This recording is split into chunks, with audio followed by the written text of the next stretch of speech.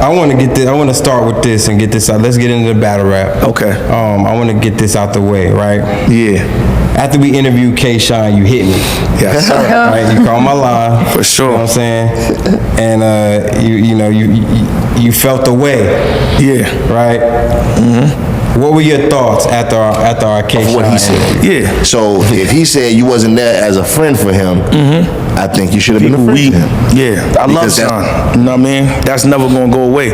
But Sean is always going to tell you how he feels. I'm going to tell you what happened. It's a different brand. Eazy is a bigger name. Eazy is known outside of the culture. Why is he a bigger name? It ain't because. Come on, Fred. Why is he a bigger? But you not okay. You can't say the Remy shit, right? No. Why can't you? Because you said you could beat him without using it. I can, but that's so we gotta take that out of there. Let's take that out of there. No. You ever feel unappreciated? Yeah, for sure. And to get through all of that, to tell you, like, at this point, at 34, which is why I say to everybody that's watching, there's niggas that died that don't know who they are. So if I figured it out at 34, I'm still ahead of the game. And I'll tell you what, I never say 50's a real nigga, bro, and a mixed of all of that. That nigga is looking mad, places talking, smiling. He looks at me, pushes everybody out the way. Now everybody out the equation, and we go bar for bar. Eazy cannot do nothing with me. He can't rap better than me. He can't freestyle better than me, perform, scheme, punch better than me. So what are we talking about? Alright, look, I say that to say this, right? You already know what it is, man. This is Fred with the I Say That to Say This podcast, brought to you by M3S3. Appreciate you pulling up to check out this new episode. But listen, to help this channel grow, make sure you like, make sure you comment, and make sure you subscribe. And don't forget, the members get exclusive content. You already know. Hope you enjoy the show.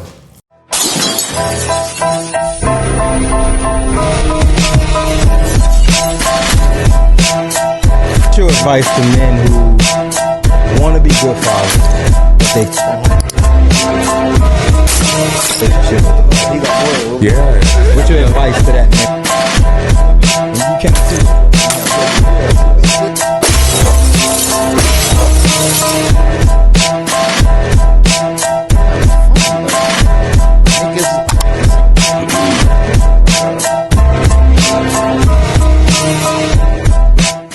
Yo, you already know what it is, man. This is Fred with the I Say That to Say This podcast. Why do we call it that? Because people do all kind of talking, blah, blah, blah, blah, blah. But when they get to the meat and the potatoes, they say, all right, listen. I say that to say this. Brought to you by M3S3. Shop with us, www.m3sapparel.com. Today is a very, very special day. But before we get into it, I want to introduce my co-host to my right. It's the people's choice. Y'all know the voice. Mr. Talk to me because I talk back. Mike the gatekeeper. Make sure y'all follow, subscribe, hit the notification bell. Beautiful co-host to the left. Hello, it's your girl Ashley. You guys can follow me on my podcast page. Please Enlighten Me podcast. And I have a very, very special friend in the building, man. Some of y'all might want to see more of her after this episode, but she's here today to also be a friend of the show, but she also wants to talk a little bit about what she got going on, what she's pushing. I want y'all to rock with her. Go ahead and talk. Hey guys, this is A1, and I came here today just to spread awareness about breast cancer and those who are still fighting and who just lost the motivation or the energy to do so. So I started a movement. It's called Fist for Tits. I would love if everybody could participate. We're putting on gloves, pink, black, or white. We're gonna hashtag Fist for Tits and then post it on your page, tag and follow. I'd really love the support. You can find me on Instagram at A1Styles, AYEONESTYLEZ, and that's on all platforms. I appreciate having you there. Great cause. Again, I appreciate everybody who rocks with me, but also rock with that cause, please. That's a big situation. A lot of people we know personally are affected by that. So let's get into it, man. Today we have a humongous guest, in the building. In the building. You can't mention battle rap without mentioning these three letters. This man has affected, inspired, influenced so many up and coming battle rappers and even your favorite battle rapper. I want to say everybody, not everybody, but majority of people who have come on this show have mentioned this name. have mentioned these letters. He's transcended past battle rap. He's been on Power. He's been on BMF. He's been on the Super Bowl. He's crushing shit on TikTok right now. This is somebody who refuses to take a break. If you think he's taking a break in this lane, more than likely he's over here doing something else. Good friend of mine, great businessman. I want everybody to give it up for a majority of the culture who's come on this podcast. They have him on his Mount Rushmore. DNA. I need you to do all my introductions, man. I need that. I'm in there. I'll walk you out. Yes, Smack him get tired of me. Let's do it. I'll walk up for the battles. You know what I'm saying? How was the flight? How was everything? How's Miami treating you? I mean, it's gonna be quick, so I ain't really do shit but go in the room, take a shower, and come in. But yeah, it was good. The flight was early though. You used to taking like them early flights as much as you be moving around. Yeah, for sure. You don't never sit down, man. Like I don't think any chair in this world is comfortable with you. Like you like like I might hit him, be like, yo, I'm thinking about this. Cool, hit me back like, yo, we can still do this. But I just got this. This came up. And they be big situations. It don't be just him like, Yeah. you a very wanted man out here, bro. I mean, you gotta make yourself of service. I feel like a lot of people be waiting for shit to come to them. You gotta go get it. I'll just be going to get it. So, man, I don't expect, even with my name and what I've done, I just don't, everybody's busy. Everybody got their own things going on. So a lot of times, once you reach a certain level of success or popularity, you just feel like, the entitlement. Like, yo, they're supposed to holler at me, but I'll be like, yo, they taking too long, I'ma holler at them. So, I be my motivation. That. Who taught you that hustler mentality? Like, did somebody push that? I mean, growing up, like, my mom was doing that, but on the opposite. My mom was doing illegal shit. Word. Yeah, but she was getting it done. If she wanted something, with little limited funds, it would still happen. But little stuff.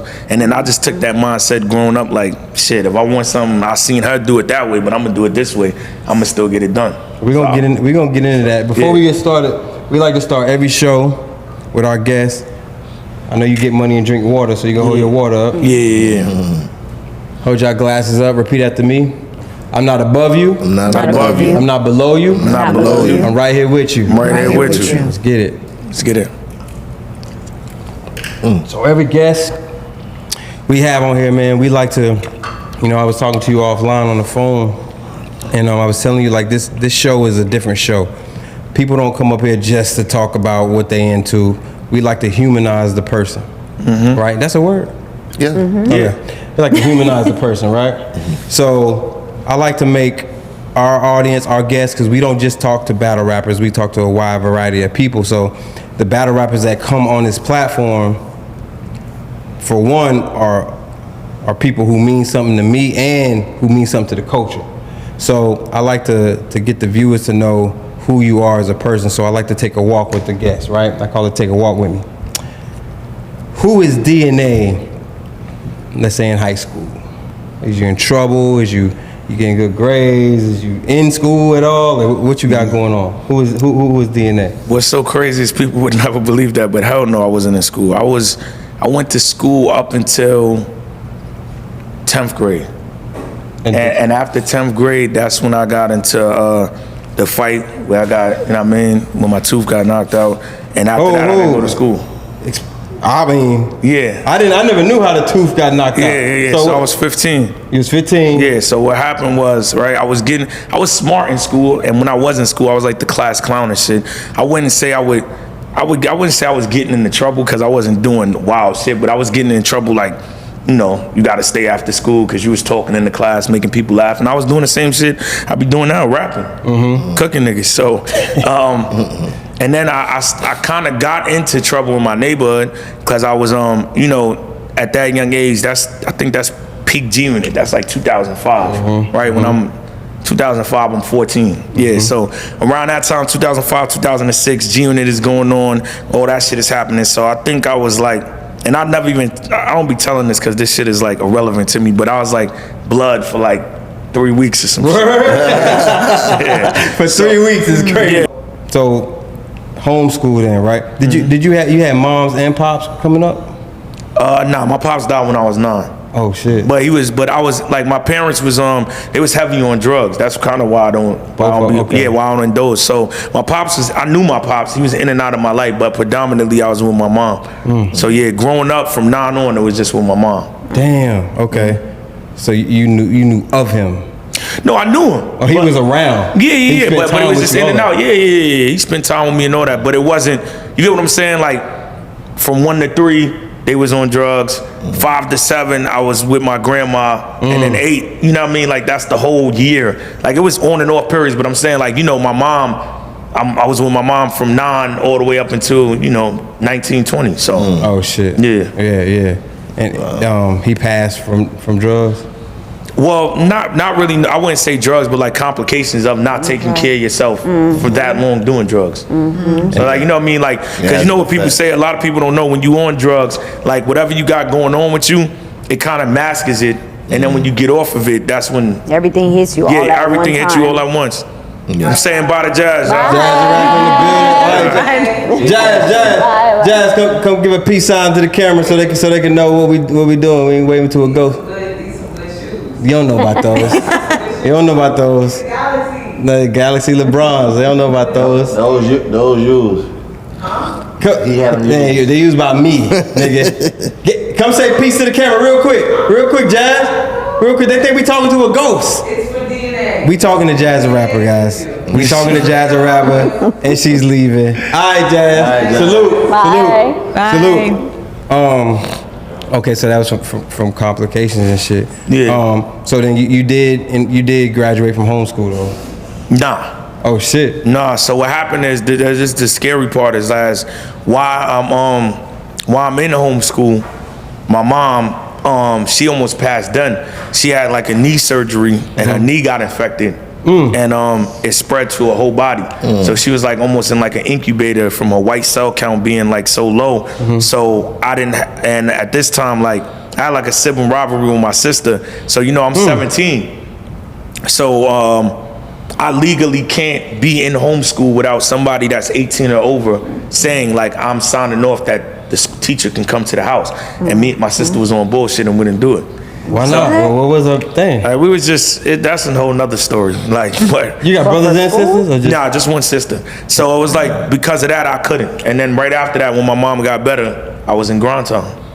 Wow. Everything you did would have the perfect transition. Yeah. So, you know what I mean? Yeah, so Fast timing. right when I was in 12th grade and that was happening, and I don't blame it because I could have went back after, but after everything else started taking off, it was makes like, sense. yeah, It's like I'm already good. I'm doing something. more. Damn, DNA, you don't look like what you've been through. Nah, I try not to, man. People wouldn't know that because I don't display that when I'm on stage, or I don't display that with my character. You know what I mean? I just kind of.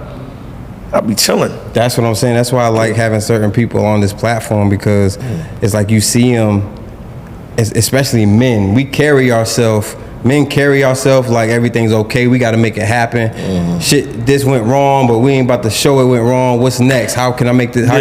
So a lot of men got a lot of trauma and a lot of shit that they've been through that they not gonna talk about unless somebody asks them. Facts. You know what I'm saying? So I was like, damn. When I get DNA on here, of course I'm gonna ask him about all the legendary shit that he's been through. He's a GOAT, he's a legend. But I wanna know about DNA, the person. Yeah. You know what I'm saying? So you going through all of that, right? So you take off in battle rap, you hit grind time. At this point, you 18? 17. 17? Yeah, Okay, when I so- tried out for grind time, I was 17. So you tried out for grind time. Nope. There was somebody pushing you to go there, or you just did Nah, it? so what happened is, so this is another part of the story. So as that's happening, like I'm recording with a guy in Corona, Queens, and I'm going to a studio. So by like 17, I had 8 mixtapes already. Just recorded from just dedication. So I always been a hard worker. fucking crazy. And then what they don't know is back when mixtapes was out, nigga, it ain't like how now niggas drop 3 tracks on some shit. Yeah. Nah. 20 songs per tape. Come I mean, they on. had features, but I was still putting in a lot of work. So his son was autistic. And, by basically the food and the lifestyle that you provide, it can help or hurt autistic child, so he decided to actually move to Miami. So when he packed up his studio stuff and he was leaving, I was like, yo, I can't really take, you know, and it had me in a bubble because I was the man in my neighborhood. Like, you know, I'm the youngest kid. I battled everybody already. I did songs, but I'm living in that world as a 17-year-old. Like, yo, I'm lit. Everybody knows me in my neighborhood. But when he left, it kind of forced me to say, well, what am I about to do now? And I seen Grind Time on World Star. And it was a MySpace era, and I, rest in peace, Pumpkinhead PH. I DM'd him on MySpace, and he gave me a tryout versus Amzilla, and I went there. Shout out to my guy. Shout out to Amzilla. Shout out to Amzilla. And I wound up losing the tryout because that battle taught me like freestyle. Because I was so gunned on, like, yo, I'm going here. I'm about to show him how I could write material, but Amzilla was just freestyling, so he's capturing the crowd, and they don't know that I could do that, but I just wasn't doing it that day. So he wound up edging it in the building, but the judges was Cortez, Sarah Connor, Swave Seva, and Iron Solomon, and they was like, yo, that was the first time ever in Grind Time history trials. They was like, yo, this is the first person that lost that he's still in Grind Time. Wow. That was dope. That's how I got in there. And them legends who's actually judging them. Yeah, that's why Cortez was the first person that I gravitated towards. That like, he was like the first like mentor, big brother when I got in battle rap, because he seen me from when I did that battle. So before we get through this, so you know your mom ended up passing, right? And that's like further on in your life. But I know when your mom died, and now hearing that your dad died when you were young, your mom was, as far as a parent, was all you had left. How did that hit you, and did that slow you down? Did you deal with depression? Like, what happened when your mother died? I mean, for me, really, shit. It was obviously for obvious reasons. Like, right, it's your mother. It's the person that you came out the womb. That one hits the hardest. But for me, it was also the last person of the family that I grew up with to go, because I lost my father, then I lost my uncle, then I lost my cousin. After my father, I lost my grandfather, my great-grandmother, then I lost my cousin and my uncle back to back, and then I lost my grandma, who was like my mother. Damn. So when my mom dies at 32, everybody that I grew up with, they no longer here in the physical. Now I just got the family that I made. That's crazy. So that's what hits me even harder, is like, you know, somebody else to say they lost their mother and father, but they got their uncle, or they lost their mother, but they got their father. Nobody. It's just my sister, which we got a complicated relationship, so it's like nobody. And then with my mom, we had a complicated relationship with trials and tribulations, but like the irony of the situation is, like, for my mom, like me, I was the wild card. Like my sister went to college. My sister got a master's degree in psychology. So in 2005, she graduated. Back then, she was supposed to come out of college making $75,000 a year. That's done. And then through her depression and just life getting the best of her, you know, she underachieved.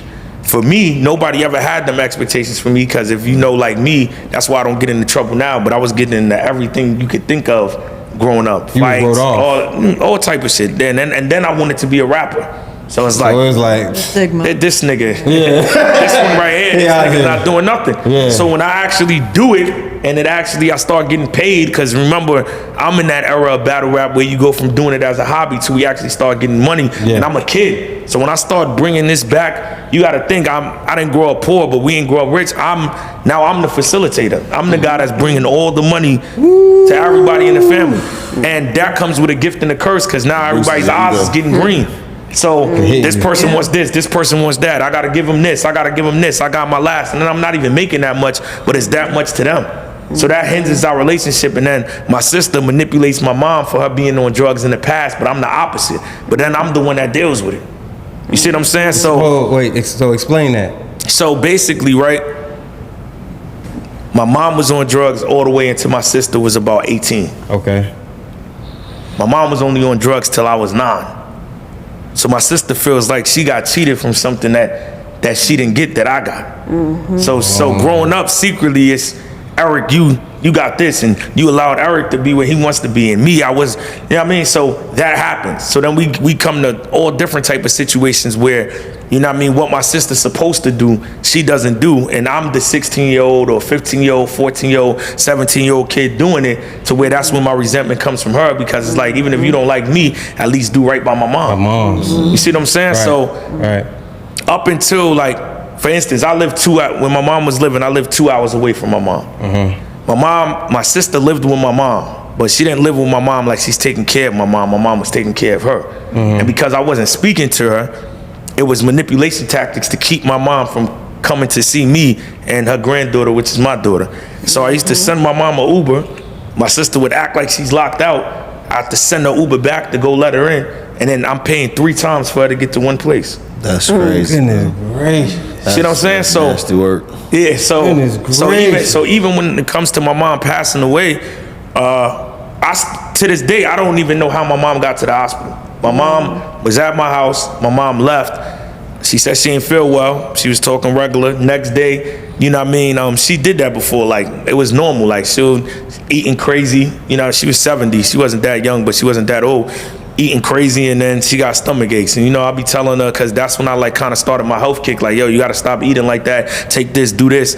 But she wouldn't listen. So she's doing that, and next thing you know, midnight, I'm playing 2K. Hospital's blowing me up. They're like, yeah, your mom is in here. She said that she was coming from such and such, and her blood pressure was like 230 over, like something dangerous, to the point that she had they have a word for it, but basically she wasn't in her right state of mind. So she's remembering. Disoriented? Nah, not disoriented. It's a word with an E. Like, it's like a term when you have swelling on the brain, because that's what happened from her pressure being so high. So now she's going in it. Not the aneurysm, right? No. So now she's going in a state of confusion. So she's saying the last thing she remembers is when she was leaving my house.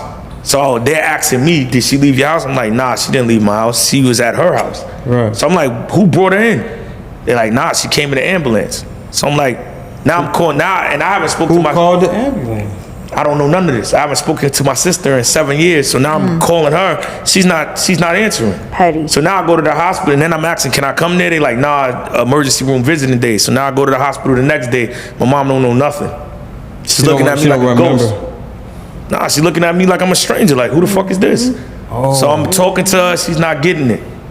So I'm really fucked up, and now they asking me like, well, you know, her chart says that she was on drugs before. You think she's drinking again? I'm like, nah, because my mom had left that alone. Like I said, she hadn't drank since 9. But now I'm kind of confused because I can't get no answers from my sister. So I'm like, what the fuck? What is this? Like, She's just not answering you. she's not. And then they think that she's a wino. So they're chalking it off to that. Like, oh, she probably just drunk too much. Her pressure got high, it's going back down. And I'm showing them, I'm like, listen, She been bro, look at these messages from my mom. This lady is 70 years old, but she's talking to me like how me and you were talking. There's no slipping, no dementia, no off, nothing. My mom was an assertive person. Like, she was a hustler. Like, so she's gonna write you all type of shit you want. Go to the store, she's writing 20 things. Get this type of soap, you know, down to the T. So, you know, her brain was there. They not getting it. So day after day, I'm going to the hospital every single day. But I live 2 hours away. So I'm traveling to the hospital every day. And then one day, I go to the hospital and she's back to normal. This is the craziest story ever, bro. So I go back to the hospital and she is talking to me like she didn't skip a beat. I walk in there, but it's different, right? So like with me, what I wanted from my mom all the time was acceptance. My mom would tell other people all the shit that I'm doing, but to me, it was always about what I'm not doing. And I'm like, how you telling me what I'm not? Like, something simple though. Like, you know what I mean? Like, oh, you didn't bring me water. I'm like, you don't even allow me to come in the house because my sister lives there. Right. So how could I bring something in a place I can't go? Like, even if I was in the neighborhood where my mom was at, I couldn't use the bathroom there. If your sister was there. No, my sister's always there because she lives there. If she left, you could come? She's not leaving. So basically, I can't go in my own mother's house that I'm paying bills for in the house because You was paying all the why bills? wouldn't I? It's my mother. That's wild. And You your get what mom I'm was saying? the one who set that rule. Your sister won't pay no bills? Nah, bro. After this is after getting all the the master's degree and all that. Yeah, all of that. Wasn't paying nothing. So you got to think I'm doing it, but my mom is just manipulated by. This is why I say it's complicated, because in retrospect, as I got older, I started understanding it. Like, I don't know what that weighs on her. On your mom? On my mom. Yeah. If somebody's always reminding you, you wasn't there for me, you didn't do this for me, you was on drugs for me, but you was here for him. If that's what they say to you every single day, and you know you got to live with that guilt, at some point it's going to break you if you're not a strong individual. So once I got older, I couldn't be mad at my mom no more, so I went to my sister, because you know what you're doing. I tell people that all the time. If somebody does something to you, if I can't forgive you, I'm not going to be around you. I'm not going to reap the benefits, but still manipulate you for what you did. It's one or the other. Either I'm going to fuck with you and let it go, or I'm not going to fuck with you because I'm holding on to it. So she didn't do that. So she was like, you know what I mean, manipulating it to her favor. So I can't even, like I said, I can't even use the bathroom then. So, but then I'll be told things like, yeah, and get the water. How can I? So my thing was like, when I can come inside, I'll go to the grocery store. Because at some point I'm like, I feel like a sucker. So that was the thing. So now, go fast forward when I'm back in the hospital, I never got that praise. So me just being, even though I don't go to church like that, and I wouldn't say I'm not religious, but I'm just in tune. When I seen that, I knew it was over. Damn. Somebody else was thinking, nah, it's lit, your mom is back to normal. The moment I seen her talking, when I walked in there, she was talking like my grandmother. My grandmother used to talk like that, like, oh, look at my grandson. Oh, you know, to the doctors or whoever I'm around, you saw on TV, he's doing this, he's doing that. But now my mom is doing that. And she's like, it's a glow. Happy. My mom was down because she was depressed and the trials and tribulations of life got to her. So it was like her last day. They ain't have on no antidepressants, did they? They ain't have on no. No, so I'm gonna get to what happened. So this is why it was so devastating when it happened, because now she's back to normal. She's doing that. But then at night when I leave the hospital, she calls me and she's hallucinating. And she's talking about somebody's chasing her, and somebody's after her, and she's seeing shadows, and she's calling me at weird hours in the night. So now it's becoming confusing. Now I'm back at the hospital, like, yo, all right, she's back to normal. Y'all told me this shit'd go away. It's not going away. This is not how she is. What's going on, bro? That sounds like dementia. And they telling me like, nah, like, yo, it's drinking. You got to give it time.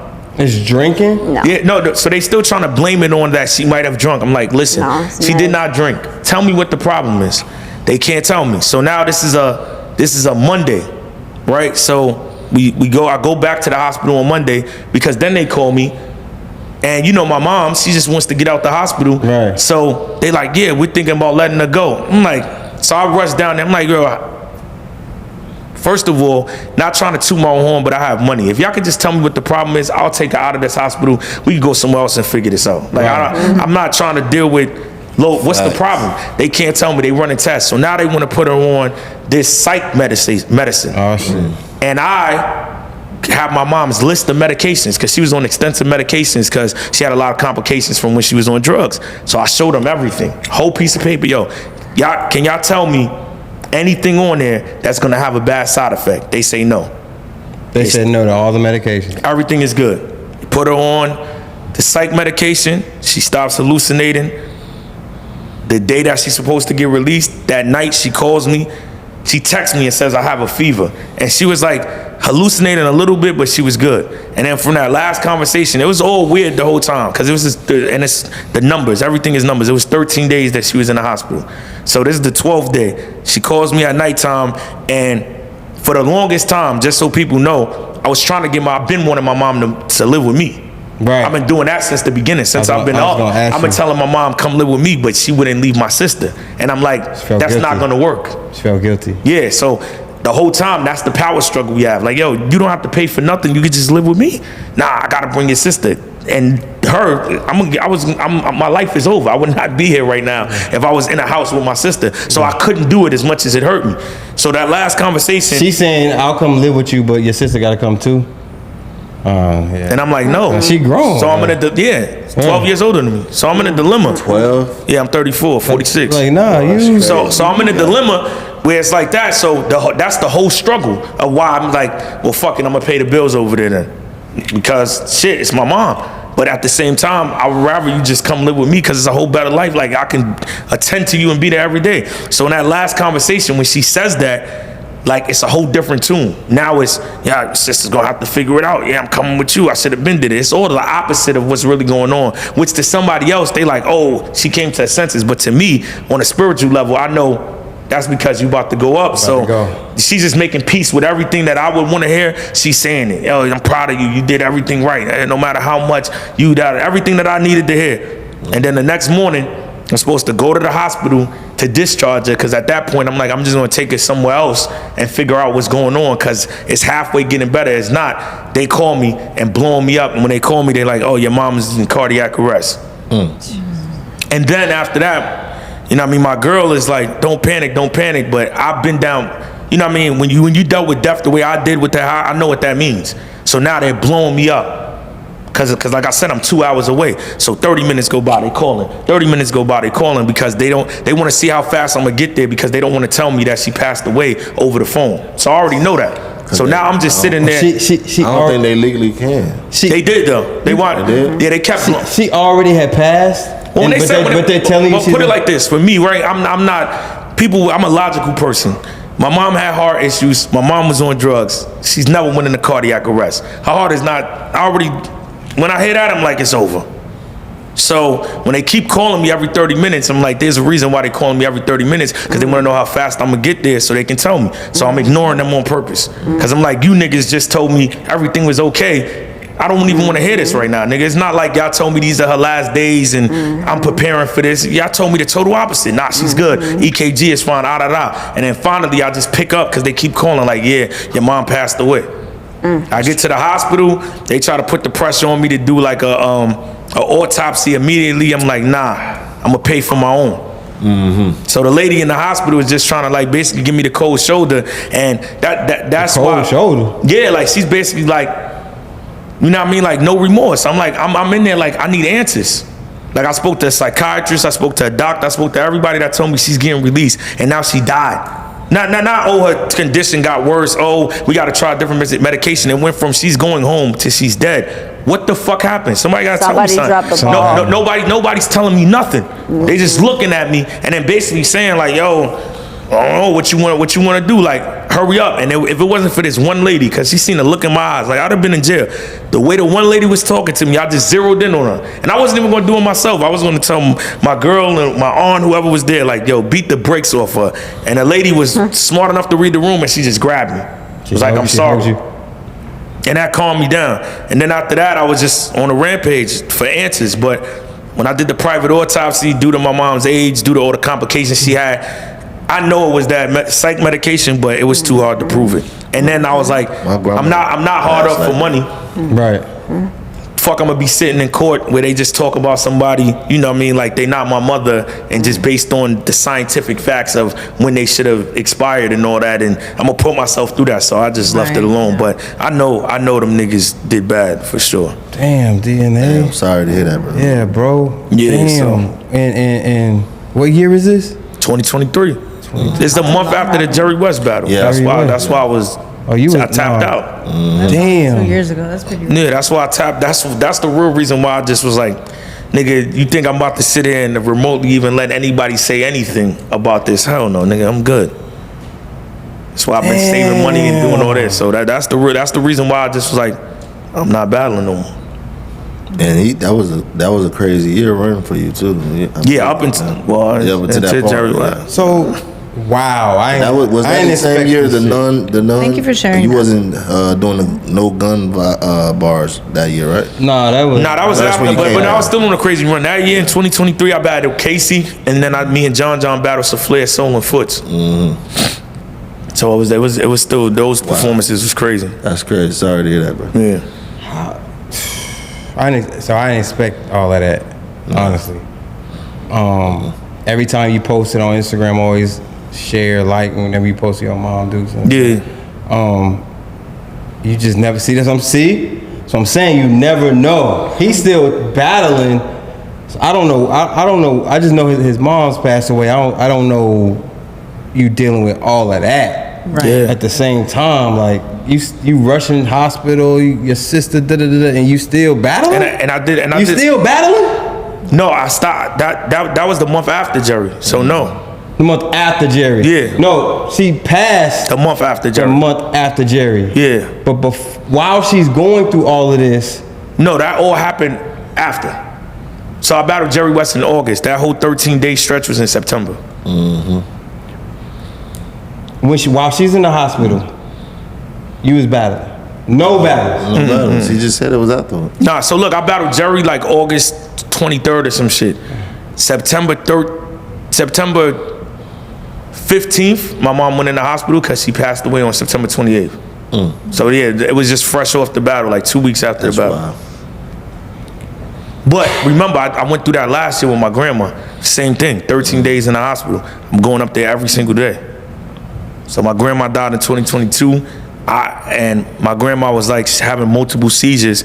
She was older, so it was a different type of thing. She was 88, but it was still me doing it. Like, you know what I mean? People don't understand that process of death. Like, I'm the one that says, even though my mom is next to kin, my mom didn't want to make the decision. And like, I seen my great grandmother and my grandmother not want to let her go and basically just have her like, you know what I mean, a vegetable for like 8 years, knowing that she wasn't going to talk or do nothing like that. So for me seeing that, I was like, I wasn't going to put my grandma through that. So I'm the one that told my mom. I told my mom, yeah, it's over. If she can't talk and she's not going to be herself again, we shouldn't, you know, you get bad sores, you get pneumonia, it's just gotta let her soul rest. So I had to make that decision. But we waited 14 days to see if she was going to come out of the coma, but she didn't. That's something that's not talked about. A person who has to Make the decision. But what I'm trying to tell you is like, that's why when shit happens in battle rap, I don't be caring, because bro, I've done this multiple times. Like when my uncle died, I had to tell my grandmother that her son died. They put it on me because they feel like I'm the one. Uncle died, went to go view the body. Uncle was missing. I'm the last person my uncle talked to. Went to the hospital after that. His kids is there. His baby mothers is there. His current wife is there. We get in the elevator. Everybody just look at me. Yeah, you got it. You know, you the closest to her, Nana. You got to tell her. Are you in therapy or anything like that? Nah. I'm in therapy. Hell yeah. You are in therapy? Yeah. Okay, so does therapy help you with that? With death and being the one with all that on your shoulders? Yeah, I mean, therapy helps me, but at the same time, bro, that's why you can see I'm so nothing. That's why nothing rattles me, bro, because I'm like, believe it or not, going through all of that, people would think it's the opposite. For me, it brings a level of calmness. If I could go through that, what niggas say about me on the internet is like, that's what's up. That's why that be my response all the time. And the nigga will think, until like I started on this run right now, like in the last few years, niggas be like, oh yeah, that must be true what he said. It's like, I just really don't. Cool, nigga. If that's what I never like, I be wondering why niggas don't be challenging niggas on following the codes that they say they follow. Like me, I don't claim to be a street nigga, but I'm just not the type of person that's going to talk about problems with somebody on the internet or in front of a camera, because I never feel like that's going to fix it. And we can't fix it behind closed doors. What's getting on unless we want to get viewership, what's that going to do but make the shit more complicated and have a bunch of opinions about the situation when they don't even know what's really going on? See what I'm saying? So, yeah. You don't never feel like, and damn, I appreciate you for sharing that. She said that, I don't know if you heard her. I appreciate you for sharing. Yeah. That was a lot. I never knew that about you at all. Do you feel like you're a little bit numb to life after going through all that? Like, does that affect your relationships? Like, are you like too nonchalant now to where like things, you know, another person's emotions who need you? Like, I don't know, like if you're in a relationship with a girl, I know what you got a friendship and you're like, well, yo, that's not that big of a deal because I've been through Even this. your kids. You know? No, my emotional, I try to have a high level of emotional intelligence, so I still have emotions, I still have empathy. You have empathy? Huh? I say you still have empathy? Yeah. Through all of that, okay. Yeah, you got to. But at the same time, it's like, if you cross me, my resilience is not going to be as high as somebody else, because it's people that I want to talk to that I can't. So what makes you think I'm going to have a problem not talking to you? So how you feel like you channel that in a healthy way? Like, that energy has to go somewhere. Yeah. How do you channel that energy? Work. Work. Yeah, work, create. Like, as soon as my mom passed, that's how I got into streaming on TikTok. Instead of being in the house or turning into an alcoholic or getting depressed, it was like, what's about? Like me, I'm a type of person, I'm a firm believer everything is a purpose. Like, literally after that, my streaming career took off, and a month after that, that's when I was doing all the shit with Power. Yeah. So it's like, You'll never have a moment of vulnerability, like when all that's done, you're done working, you sit to yourself and you take in that every night. I still got trouble sleeping every night. I feel you. The day goes by good, but when it's nighttime and it settles in, that, you know what I mean, it's over. Like I said, because it's everybody. And it's like everybody seen me working my way up to get to where I'm at now, but by the time I got to here, which I feel like it's not my final form, but it's a high level, I don't got none of them, you get what I'm saying, to share with. To be proud of you and all that. So you feel alone a lot? Yeah, in that aspect of like family that I grew up, yeah, like you know, you feel me? Like when I had enough money to say, yo, I'm about to go to the World Series, or I'm gonna go to the Knicks versus the Pacers, or I found a way in through connections. I can't take my uncle, he was the sports guy. Or I got enough bread now, I could get my grandmother a house with my mom. They not here no more. Or now I got enough bread that I could say, okay, my mom don't even gotta live with me. If you choose to have my sister there, get a house. Yeah, I couldn't do that before, so it's like one or the other. But at the same time, I feel like I don't have none of the stuff I have now without that. Without going through that. Do you grind through your trauma? Yeah, that's why why you think you said that, Yada? He don't stop moving. I'm just steady working, steady trying to, you know what I mean, elevate and go to the next level. Cause I'm like, yo, on top of everything else I said, I don't got no doctors in my family. I don't have nurses. I don't have police officers. I don't have lawyers. None of that. It's me. Yeah. Is that a problem? Real quick, we're gonna get back to y'all because that's what I do. And people who know me, that's what I do. I create, I grind, I get busy when I got shit going on in my life. Same. I get crazy busy. I might get crazy success, but it's my way of. You got to, because it's my way of dealing with it. And I'm in therapy too, but is that a problem? No, because your level of focus now, your senses have heightened. Well, there is something But you're not really dealing with. There's something called hyper functioning depression. Right. Yeah. So it's still That's depression. basically- It's still almost depression, like but your level of focus is more detailed now. Yeah, That's so like- So you saying it's good to grind through? It is. I think so. Yeah, I mean, I because think at the so. same time, like, for instance, right, I'm not the guy, so the reason why I feel like when we come from our circumstances, we all depressed to some degree, whether they tell you that or not. But I don't feel like it's high level because you see, like, I know people that can't do what I just did. I do that all the time. Like, anytime I'm always the person that I express myself, so I get the feelings out to where I'm never internalizing it or holding it in or, you know what I mean, escaping it or trying to bypass it. Like, I'm forefront with. How you feel? Yeah, I feel like a lot of people can't do that. A lot of people can't express. God chose you. He chose certain people to be that light. Yeah. You feel me? You just one of the ones that are a light and a beacon to those who. Yeah, and what I do also, what I've been doing. That's why I feel like that's my calling. I always use what I went through to help other people. Yeah. There you go. Yeah. Do you cry? Me, yeah. No, I mean, that's No, a good question 100%. because a lot of people Definitely don't is. cry and let it 100%. out. Like, Especially sometimes men. I have to schedule cry. Like, okay, today I'm going to cry for Yeah, like 30 minutes. because I cry because it'll just Schedule. it hits It's me. healthy. It'll hit me in different ways. So, like, for instance, like I was doing a random checkup at the doctor, like, cause I think I had like a cold last year, and just by them asking me, like, you know, cause they see my age, I'm 34, 33 at the time. They like, okay, any history of such and such with mom and dad? What do they have? I'm like, nah, my mom passed away. Oh, what about dad? Dad passed away. And then you can just tell by the reaction, That like, moment. really? It's like, that hits. Damn, this nigga's 33 with no mother or father. Like, so Yeah. shit like that is times, you know what I mean, like that be like, damn.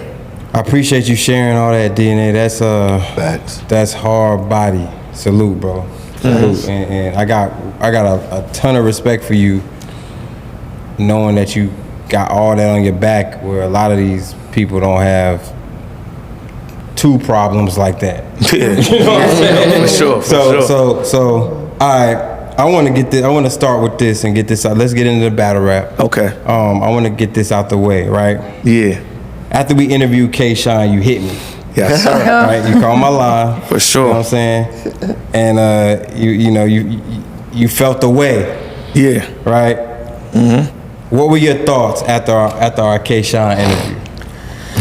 Nah, my thoughts after the K-Shine. Yeah, let's talk about it. Nah, my thoughts after the K-Shine interview was just, I just felt like y'all didn't do y'all due diligence to like research what was really going on. Y'all just kind of left it as a free fall when I already put it out there. Like, you know what I mean? I didn't see what actually happened, which was my blog. Yeah. Yeah, your blog. I didn't see your blog. I can't admit that. I didn't see it. We both take accountability for that. For not. Yeah. Because the thing is, I don't know y'all, but I know of y'all. I've been around y'all. You feel me? I just leave it. Y'all brothers, y'all going through whatever y'all going through. You feel me? So you said we didn't do our due diligence. I just feel like we left it up to y'all, and whatever y'all bring us, we just rolling with. Yeah, I get what you're saying. You feel what I'm saying? So it's nothing like, yo, DNA, yo, you should have did. Because I do feel like certain things should have went down. Like what? Like what? I mean, I'm going off of what he said. Yeah. So if he said you wasn't there as a friend for him, I think you should have been a friend to him. Yeah. Because that's what he said. Over the business. Over the business. He said, DNA ain't have my back. Yeah. And it's shocking because, he calls you a brother. Like, DNA had your back? Well, I looked at the camera, DNA, you should have had his back. Yeah. Because if Fred says something, I'm going to have his back. He may be right, he may be wrong. I'm going to pull him to the side. Yo, you fucking up for us. He's doing me the same type of way. You did what I'm saying? So, in that sense, in that episode, when he say, yo, DNA ain't have my back, and I don't give a fuck if I was wrong or not, your DNA, you should have had his back. Yeah, I hear you. That's what I'm saying. I hear you. But teeth, you smiling. No. Do you feel like you had his back? Always. But this is my thing, right? In a situation of us being two different people, I love Sean. You know what I mean? That's never gonna go away. But Sean is always gonna tell you how he feels. I'm gonna tell you what happened. There's a difference. You can feel some type of way, but that's not what happened. That's just the feeling of what transpired that made you feel that way. So when you say DNA didn't have your back, that would lead people to believe that you started having a problem with URL. DNA woke up and said, oh shit, my money's gonna get fucked up. Let me go fuck with URL and I can't fuck with you no more. That's not what happened. That's what it feels. I'm gonna be honest. That's what it feel like. That it feels like. I know, but that would be the thing because people really don't know me. But anybody, if you went and asked everybody that story, they would tell you the same thing I'm saying. So you know I'm not lying. And then me, when I did my blog, you see I had stamps on it because I'm gonna tell you what happened. I feel a way about a lot of things, but that don't mean that's what happened. You see what I'm saying? So NWX breaks up in 2021. The situation with URL doesn't happen until the end of 2022. I can't change the timeline that it happened. So you have to go with what I'm saying because you can go pull it up. These is when the blogs happen. I leave NWX right after Summer Madness when he battled Hollow. And from that point, like, I still feel like up until this day, that was the stemming issue that we always had that just never was addressed, which was that conversation. So from that point, our relationship was always rocky. Right. But people just didn't know that because nobody's saying nothing on camera. But now when you get to 2022 and my grandma dies and I don't get no condolences on my grandmother dying. He said he ain't hit you. No. And then. Now see. Hold on. No, hold on. Can't shine your ass wrong. I like to be fair. No, but this is what I'm saying with this. I could tell you this with facts like of what happened because this is all before he has a problem with URL. Like to that magnitude. Are you telling him though? We gotta be fair. Are you telling him, because a lot of times people have a problem and you don't know they got a problem. Are you telling him like, yo, man, I ain't like how, this happened. You ain't never hit me when grandma passed. You ain't hit me. So look, right?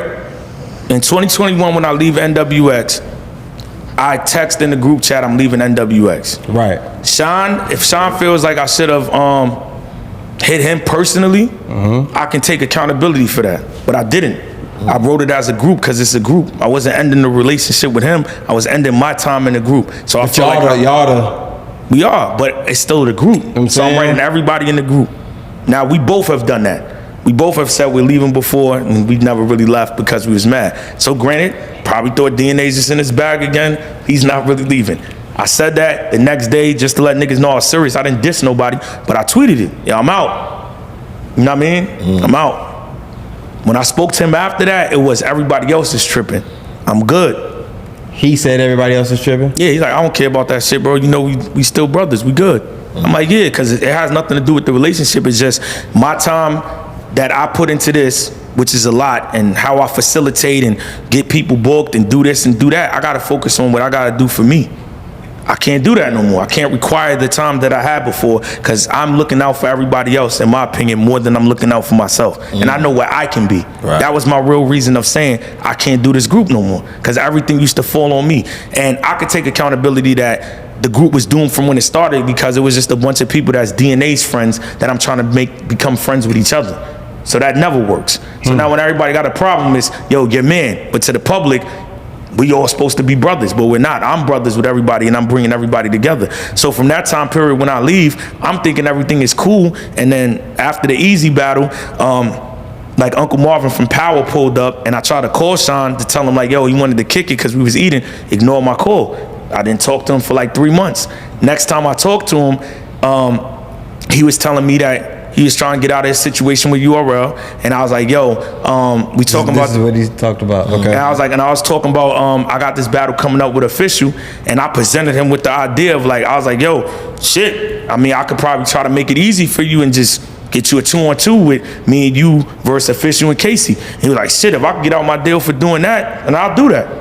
I called Beasley. Beasley was like, "Hell no," because the number that they had for the battle wasn't a 2-on-2. number. It was a 1-on-1 number. So it was like basically he would be getting over. So I called him back. I told him I tried, and that was it. Next thing you know, my grandmother, and I'm talking to him up into certain days, like probably like a month before my grandma dies. My grandma dies, everybody and their mother hits me. No K-Shine. I reached out to him again, no answer. Fast forward all the way until we get to like about August 2022, we doing the BET Awards. I feel like, damn, I'm not going, because originally, when we supposed to do the BET Awards in 2021, I caught COVID. But the game plan then, just to be honest, is we brothers. Yo, we gonna go up there and perform, but we splitting the money. Like, nigga, this shit is coming home to NWX. But now, a year later, our relationship ain't the same, and me, I'm the type of guy, I wanna know what I'm doing. Are you trying to smoke me and take all the money, or are we still doing the same game plan even though we rock? Because I still look at you as a brother even though we distant. So, once again, I'm the bigger person. I reach out and talk to him and figure it out. And in the midst of that, I mentioned the stuff about my grandma. He said, yo, well, I didn't say condolences to your grandma because you dissed me in the Official battle. And I said, I mean, I don't think that's a reason why you shouldn't say my condolences, because this shit is bigger than battle rap. But if you want to be technical, I battled Official April 30th. My grandmother died March 21st. What's the next excuse? Right. And then there was another one. DNA, right now you telling me that Sean, so you saying Sean didn't say condolences to your grandma because of something you said in the battle? I feel like Sean. That's what he said. Yeah, but I'm gonna tell you what it really is. Like, cause I'm different. I'm not gonna paint narratives. Sean is emotion. He moves off of impulse. So that's the great thing when, you know what I mean, it comes to certain things. When it comes to fighting, when it comes to performing, when it comes to rapping, that's amazing. But when it comes to, you know, actually having a conversation and articulating what the problem is, it's always gonna be a problem. So in my mind, I know why he didn't say it. He didn't say it because it's like, I'm still mad at this nigga about this, so I don't wanna, this is a touchy situation, and I can't fully give my condolences without, you know, like being the bigger person and putting that aside, so I'd rather say nothing, which in my opinion, I don't agree with. Yeah. But I understand it. Me, I just try to understand where everybody's coming from. So even after all of that, when we get off the phone conversation, I say, let's split the money. I'm not going to be a switch sider. That's what I said from the beginning, let's do it.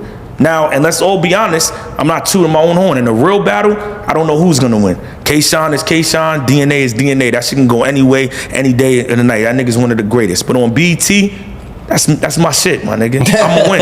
No, I'm keeping it 100. So what I'm saying, so what I'm saying, I'm gonna split the bread because it ain't no doubt that I don't think I'm gonna win. I know what to do. This is my shit. I'm doing it because you my man. I split the bread. The money, yeah, I'm being transparent with everything. The money's coming through late. but I'm CCing them and everything. I'm texting them, I'm letting them know that they holding up, because on a regular note, you would know that the money's coming late, but because our relationship is rocky, you may think I'm on some other type of time. So I'm letting them know, yo, bro, they said this date. Yo, look at the screenshot. Here's the email. Boom, boom, boom, Finally, the money hits. I send it to them. Now, when you get that money, you got to pay taxes on that shit. So I send them even more, because I'm just like, you know what? I don't even want them to think I'm funny because it's under my name. I'll handle the taxes. Why you just don't show them the taxes? Like, I'm not even gonna go through that. I'm good, bro. I'm fortunate I could do it. I sent them extra money than what it actually should have been, because you know you only get 12 because they take half due to you being from Atlanta and New York, so you get hit with both of them state taxes. You're never getting 25. And are you doing it because you subconsciously you want the friendship? No, I'm doing it because that's just what I said. Like, I'm just being a stand-up nigga. So after that, I talk to him. I say Happy Thanksgiving to him. And he responds late, but he's still like, I appreciate it, bro, good looking. And then the next message I get from him is, DNA, you be running your mouth. So I'm like, what am I running my mouth about? I call him, no answer. Yo, nigga, I'll stop fucking with niggas even if such and such. He said something that was wild, and I'm like, all right. I put a laughing mask. I'm like, bro, you gotta tell me what I said. Even if what? So then in my mind, again, you know what I go back to? I'm like, something must have transpired that got him in his feelings again about me leaving the group. And this nigga's mad. Because I'm like, most of the time, if he had anything credible to say that I really did, you would tell me.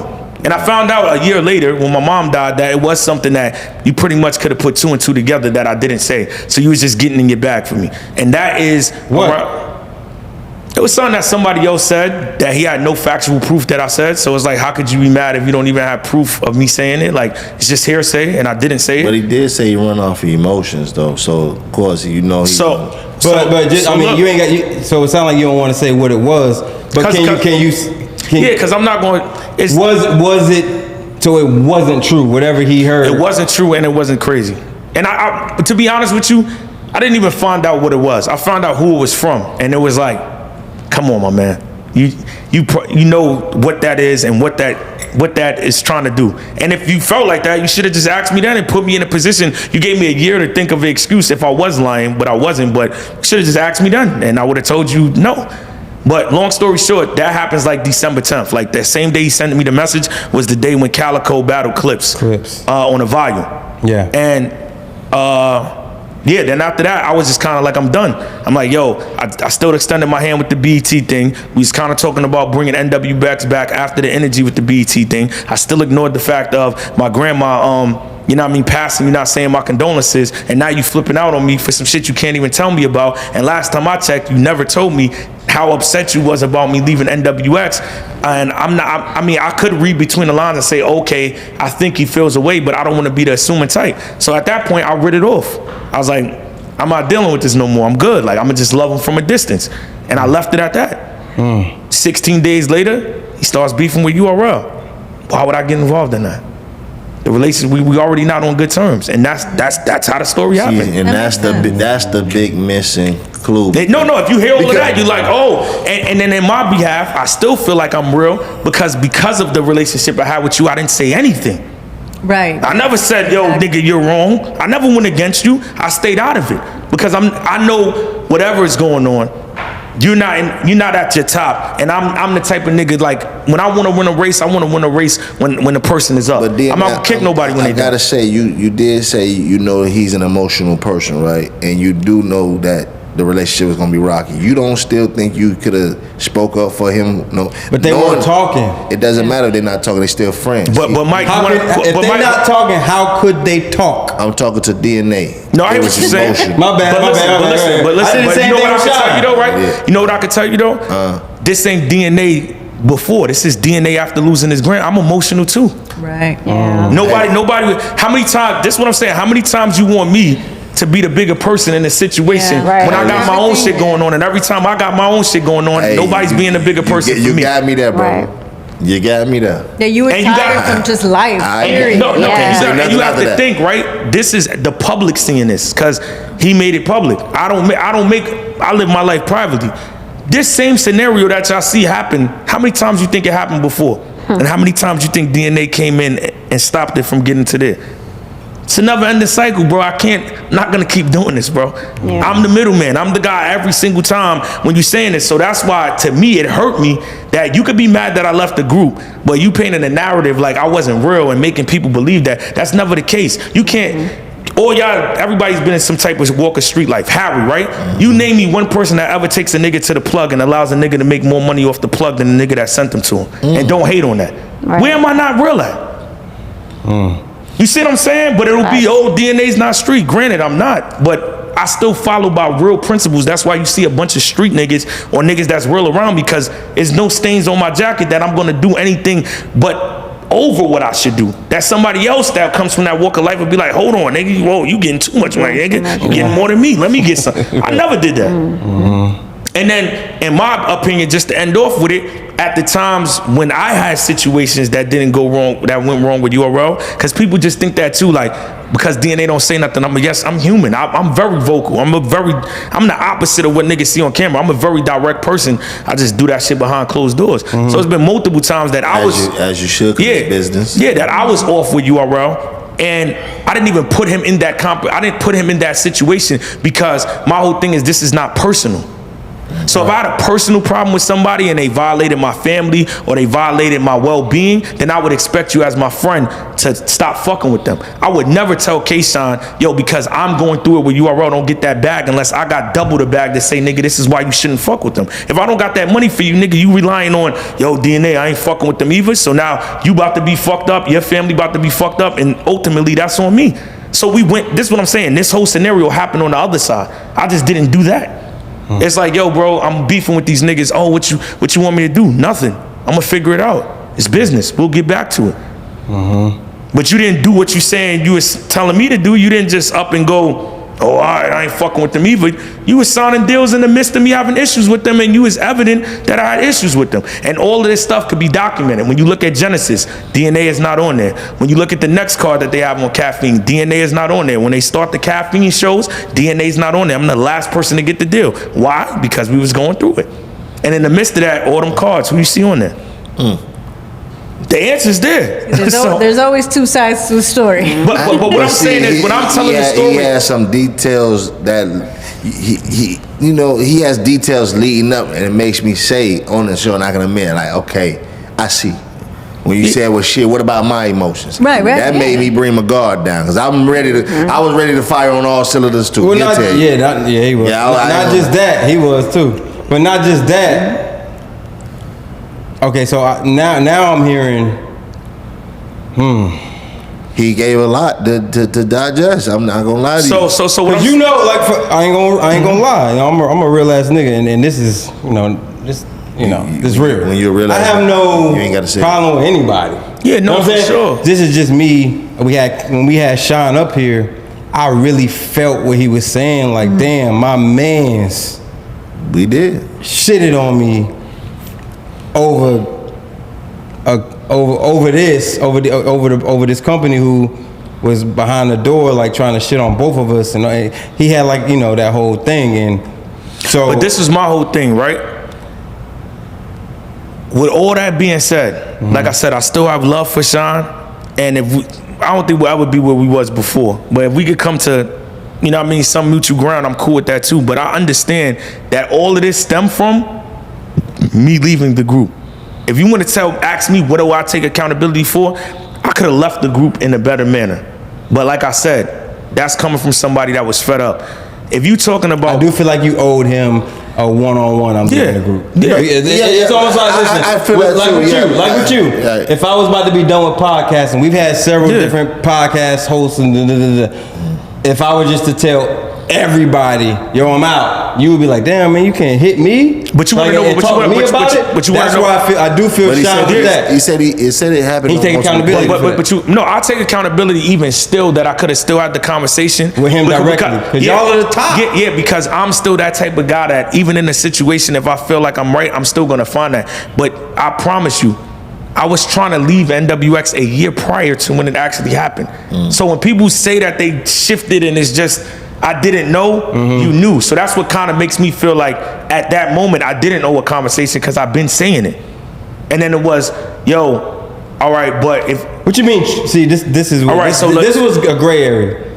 You say you was trying to leave. Like, why? How do you try? Like, you just leave. all right. You all right, said he was trying to leave, Let me explain right? it to you. No, let me explain it to you. Let me explain it to you. It's not that easy if Let me explain it to you, right? So when I first try to do it, right? No, listen to me, right? So when I first try to leave, niggas talk me out of it. Cool, right?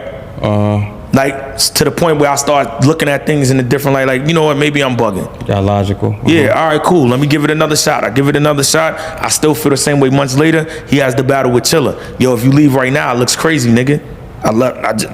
People think I lost, even though I don't think I lost to Chilla. People think I lost. You leave right now, it's like DNA spun because that's how that narrative got out. DNA left because he lost to Hollow. Like, nigga, I never even said he lost to Hollow. You see what I'm saying? So now I go, damn, I don't want my man, I'm not trying to do that. Like, even when I left, I'm not trying to hurt nobody. I'm just trying to do what I need to do that I feel is beneficial to me. So I stay again because of that. But then when I still feel like things is getting overwhelming at the point after the Hollow battle, I'm like, I'm gonna be stuck here forever. Something's always gonna come up that's gonna hinder me. So This is the thing that confuses me, right? What does leaving NWX as a group, like, how does that help those, I lost to this guy. I don't this is why I'm confused. What does leaving NWX, how does that help you to these losses? You saying on his end? On your end? No, I'm talking about he was saying he was going to leave before the losses. He don't know the outcome. No, you telling me you've been trying to leave, right? I was trying to leave the first time. And then we had a conversation and then I changed my mind. Because because we all spoke. We spoke as a group. He talked you out of it. Yeah, so I got talked out of it. Like, yo, you know what? I'm going to give it another chance. I tried to leave again. This is bad timing. Now this is after the Chilla battle. Where I'm like, yo, I think my thing is, why are you trying to leave? That's what you're asking me. That is... That's a whole other podcast meat and potatoes. Yeah. Why are you trying to leave? So I'll leave it at this. What is it? It's just creative. That's the thing that I don't think everybody understands. Everything has particulars. He's about to answer. Yeah, so it's just creative differences. Like, we just seeing things going different ways. Like, what happens to every other group? Now it's too many members. This person is getting inducted. That person is doing it. This person sees it going this way. I see it going this way. No, I want to do this. No, but nigga, you saying you want to do this, but nah, I'm going to do this. And then it's a power shift. Now it's 3 people listening to what DNA saying, 3 people listening to what Sean is saying. Right. But then when DNA and Sean get on the phone, they still not even addressing it. But power struggle. But everybody else under there is following whatever was said and doing whatever they supposed to do. And then at the time, it's just too much for me. I could even deal with that, but I'm saying, like, niggas like Don Marino can tell you how hands-on I am. I'm booking battles. Yeah, he show you a lot of. That's what I was gonna. So I'm going through the fact of when it's time for me to negotiate, I got to do that on my own. When it's time for everybody to negotiate, when shit don't, and this is the thing that I'm saying, right? Why I said this is the other thing that I want to make clear to people. We all were one. So when it gets mixed up now, like this DNA in URL. No, bro, we was all one. Because when the deal didn't go right, how I even know about the deal is because you're telling me this is going on. Yo, DNA, I need you to step in and, talk to these niggas. A word, I bet I got you.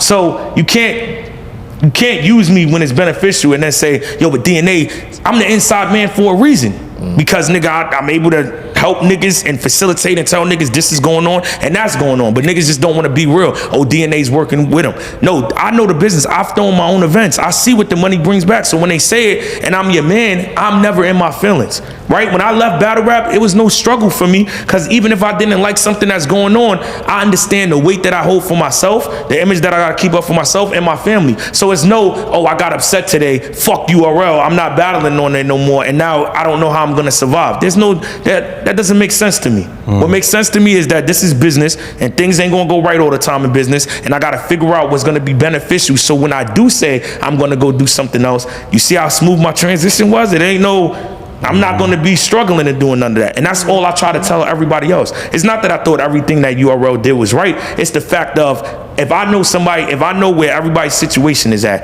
and I know if this don't go right, then this will happen. I don't think you should do that until you up enough to say it. That's the whole point of saying I have fuck you money. I got fuck you money. You making? If I don't got fuck you money, nigga, it ain't fuck you. I'm not gonna cap.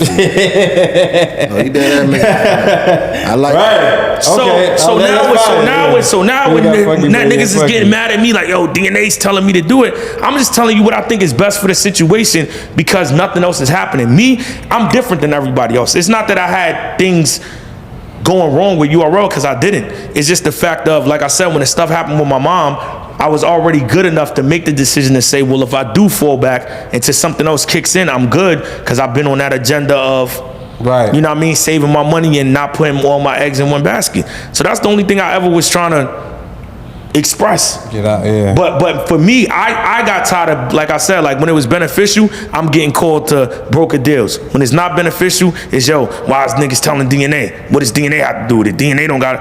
I don't want to be a part of that. So then handle it on your own.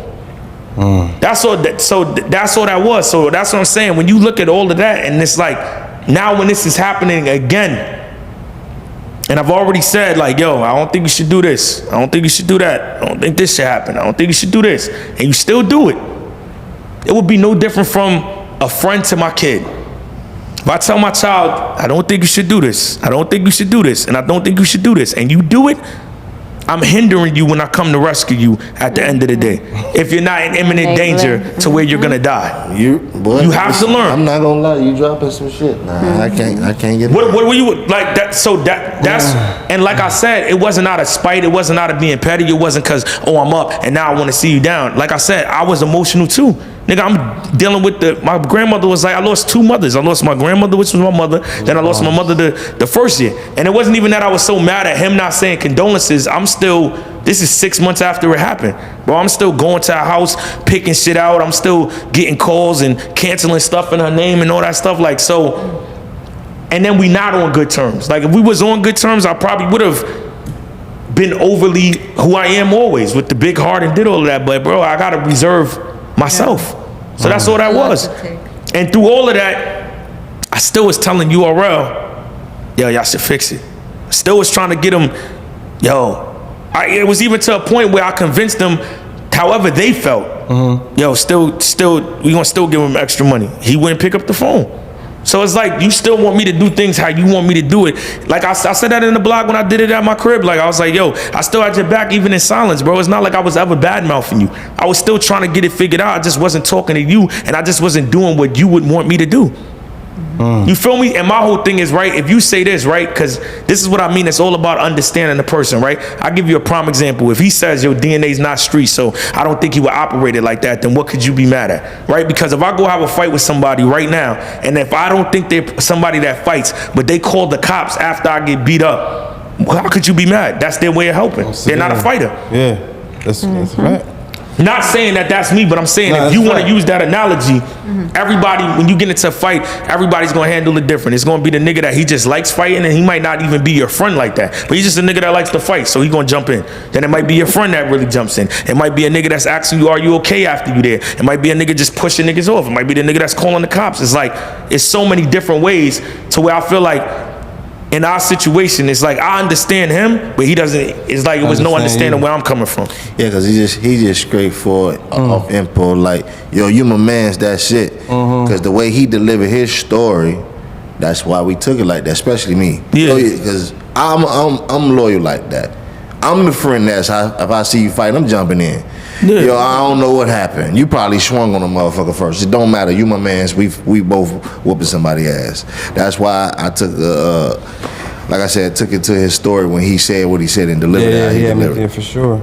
I think subconsciously though, like humans, like sometimes like we don't do it on purpose, but we're selfish with our emotions when we're in an argument with a friend or family member, and we forget about what they might possibly be going through. And I think that that's what's happening with you guys. Right. Maybe I'm assuming you guys haven't had this conversation that you just had with us. Like he doesn't know all of it. No. I've been tried to like, to be honest with you, that's why I said for me, it was never like, I don't got no malice or nothing when I'm saying. I still want to have the conversation, like, cause I feel like it has to be had. Like, I mean, hopefully he'll see that. Sean, it's gonna have kid DNA, bro, please. I want y'all to squash this because y'all are both legends. Y'all the but you know what it 2-on-2 is? shit I don't even and the think- friendship. Like it's bigger than battle rap to me. I want to see the 2-on-2 again. I don't care about. I do care about that, but No, I care about it's like that shit back for the culture. seat. I care about the brotherhood too, because I Brotherhood said is that what's to him important as to me. well. I care And then about you've y'all lost brotherhood people, first. bro. You've lost Yeah. important people in your life. Right. Right. Your You know what I'm friends saying? now are And like then you your got people who family. are still living who is like that. You ain't like that with. It's like it ain't no time right now to because if you die, he gonna be fucked up. Yes. God If Vice he versa. die, you gonna be fucked God up. forbid. And that's how it happens. It's too late now. Now you just fucked up. You know, now you talking on the camera or whatever, but it's too late. Y'all got the time to make that shit work. The whole world, and there was a real relationship. It ain't just battle rap. You know what I'm saying? But let me get into this, right? I heard the 2-on-2 they talking about DNA and Tay Roc versus Sean and T-Rex. Nah, I dubbed that. Nah. Nah, I dubbed that. Hip Why? Hop is Real just asked me that. Cause, Yeah, that's why I saw it. Cause like I said, like I'm just big on like I'm not here for nobody else's entertainment. So the first time, What you mean? You're an entertainer. yeah, on my watch. Like I'm an entertainer on my watch. Like that's a situation that's like if there was nothing and we never was in NWX and this never happened and There's no I mean of drama course, yeah, we tied could to battle. it. It's a battle. But I'm not trying to base, you know what I mean, our situation and turn it into a battle because it was a real situation. And I feel like the first time we see each other or the first time we communicate should not be like that. Shouldn't be like It should be us having to sit down and like not even saying, yo, you was right and you was wrong because it's bigger than that. Even if I'ma feel that way in my mind, it's just about perspective and understanding where somebody was at to where they at now. And I feel like that's what needs to happen. That's the solution. The crazy ideology with battle rap is us fans think that is a resolution for you guys. No, that would make it worse before it makes it better. Yeah, because you speak. I can't tell how you what. Yeah, and I'm gonna be out. And I'm But gonna be, from a battle rap perspective, we know on that stage they can get through that. In an ugly way, though. In a but you know what unless necessarily. it's a compliment battle. But you wanna know what it is though for No, me because also? some people want to see blood, but some people at the end of the day they want to see the resolution. Yeah, For but you know, instance, but for Rex me, and it's Shaq like happened. I think what's not talked about so much in battle rap is the space you have to get into Right. to do that. So like even when you see me now, like I take time to articulate myself the right way because I feel like words is powerful. So even the words that I'm saying now, it's just my side of the story. I'm not coming at him, I'm not attacking him, I'm not dissing him. So I don't see that for myself with him because I got so much love for him that I'm gonna get up there and turn everything what I said into another negative way to bring him down because that's not where I'm at with it. That's With him. what I'm saying. That's real. You know what I mean? So That's real. when I do that, even if I don't hate a person, I also don't give that much a fuck about them to, nigga, I'm gonna say this in this way, and that's it. But when it's love there, like I said with him, it's like, I don't see that's not what I want, that's not where I'm at with it. That's not what I want to do. Now, all our guests, bro, who have come on here, not all of them, but a lot of them. Shit, 90% of We've traveled places and sat down with people. Yeah. DNA is always brought up. Jay Murder showed you a lot of love. He told the Shout whole, out to Jay Murder, go Concrete back- Animals. Yeah, go back and watch his story. He told the whole story on how, you know, y'all linked up and why he respects you so much. You're responsible for a lot in battle rap. And like you said, you don't speak about it. So what are some things that the public probably wouldn't know that DNA kind of pushed or started or helped with, or that you could put out there? I know some things you can't talk about. I mean, damn near like damn near everything. Like not to say it like that, but damn near everything, bro. Like it's a time. Did you find caffeine? Is that true? Nah. Okay. Nah, go. they didn't find caffeine. Okay, Nah, go ahead, nah, go ahead, nah. go ahead. But I mean, Harry working with them is what led them to be able to show them type of numbers to go, you know what I mean, to caffeine. But I mean, the biggest thing was like, I'll give you a prime example, like Double Impact. Double Impact 1, that whole shit was orchestrated by us, by me and Sean. Like we gotta say, because that was new. You gotta remember that at that time I period. don't think nothing ever happened like that before, right? No, at that time period, Smack laughed at us doing 2-on-2s. You know what I mean? Like, and then we took it to and blew it up. And then who? To her on Don't Flop. Okay, Don't Flop. And we blew it up, and then after that, that's when he wanted to do it. So when we came around to 2016, because that's when Double Impact happened, the first one. It was like that was you and Sean versus. Sure. Nah, the gun title. Oh, that was gun titles. I'm thinking about the what's the name. That was God, that was. You remember when that happened? Yeah, I remember that. Yeah. So, but the dope that was it. Yeah. So when that happens, we on the line. Just we put everybody on the card. Y'all matched y'all did all the matches? We didn't necessarily. Yeah, we did a lot of the matches, and then if not, we just was picking. Like for instance, Cortez and Math, we had battled them. Mm-hmm. So like, they got to be on the card because they was a good 2-on-2. And me doing my due diligence, like I don't know if it was still something going on. Not real, but like it was a competitive nature with Organic and URL at one point in time. But my idea was I wanted Thesaurus and Immaculate on there too. But I don't know how that worked out. But that's how Marvin Quest was on there, because on the URL side of things and in the urban world, people don't know. But I always gave them credit as we was the ones that took that shit to the next level. But they the founding fathers that started it. Quest and so them was a must.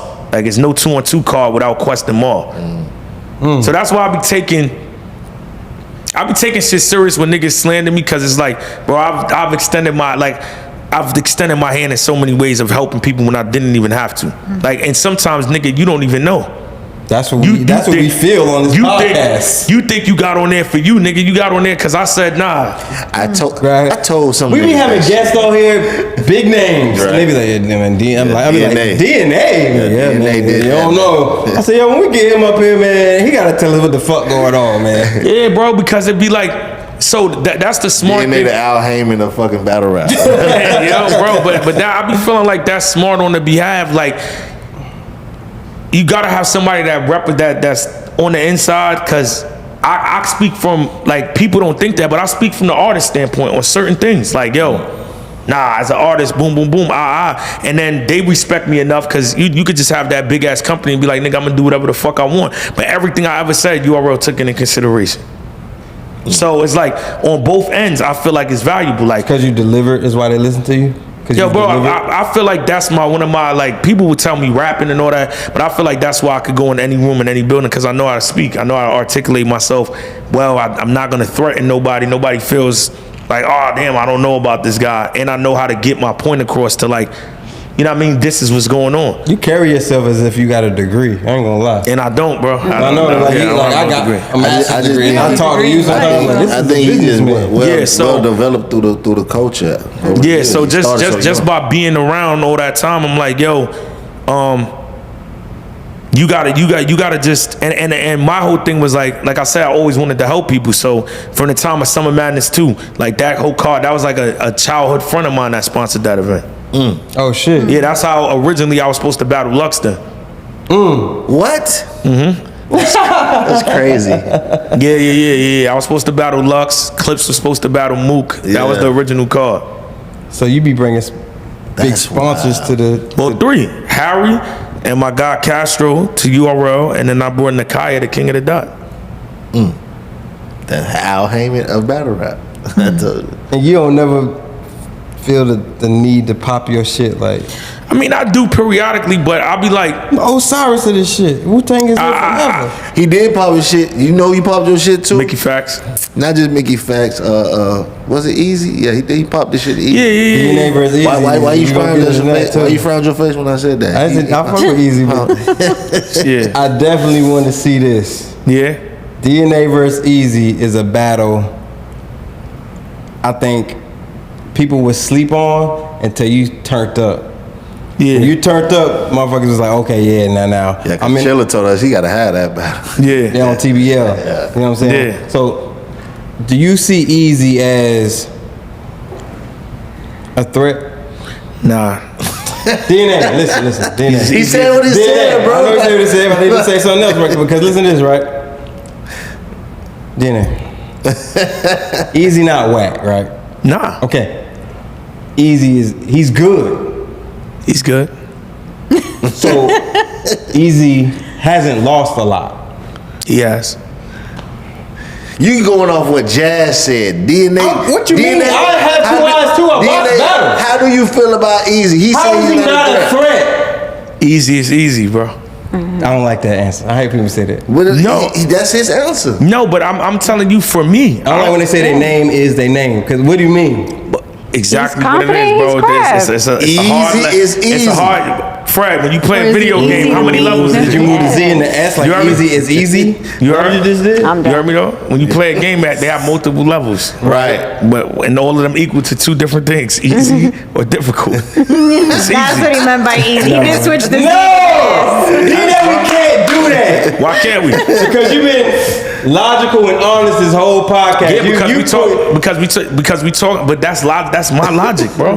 Because I see what you might not see, Fred. You don't battle. You don't hold on. At this point in your career, you wouldn't even want to battle somebody who's easy. No, I would. Tell the truth. I would.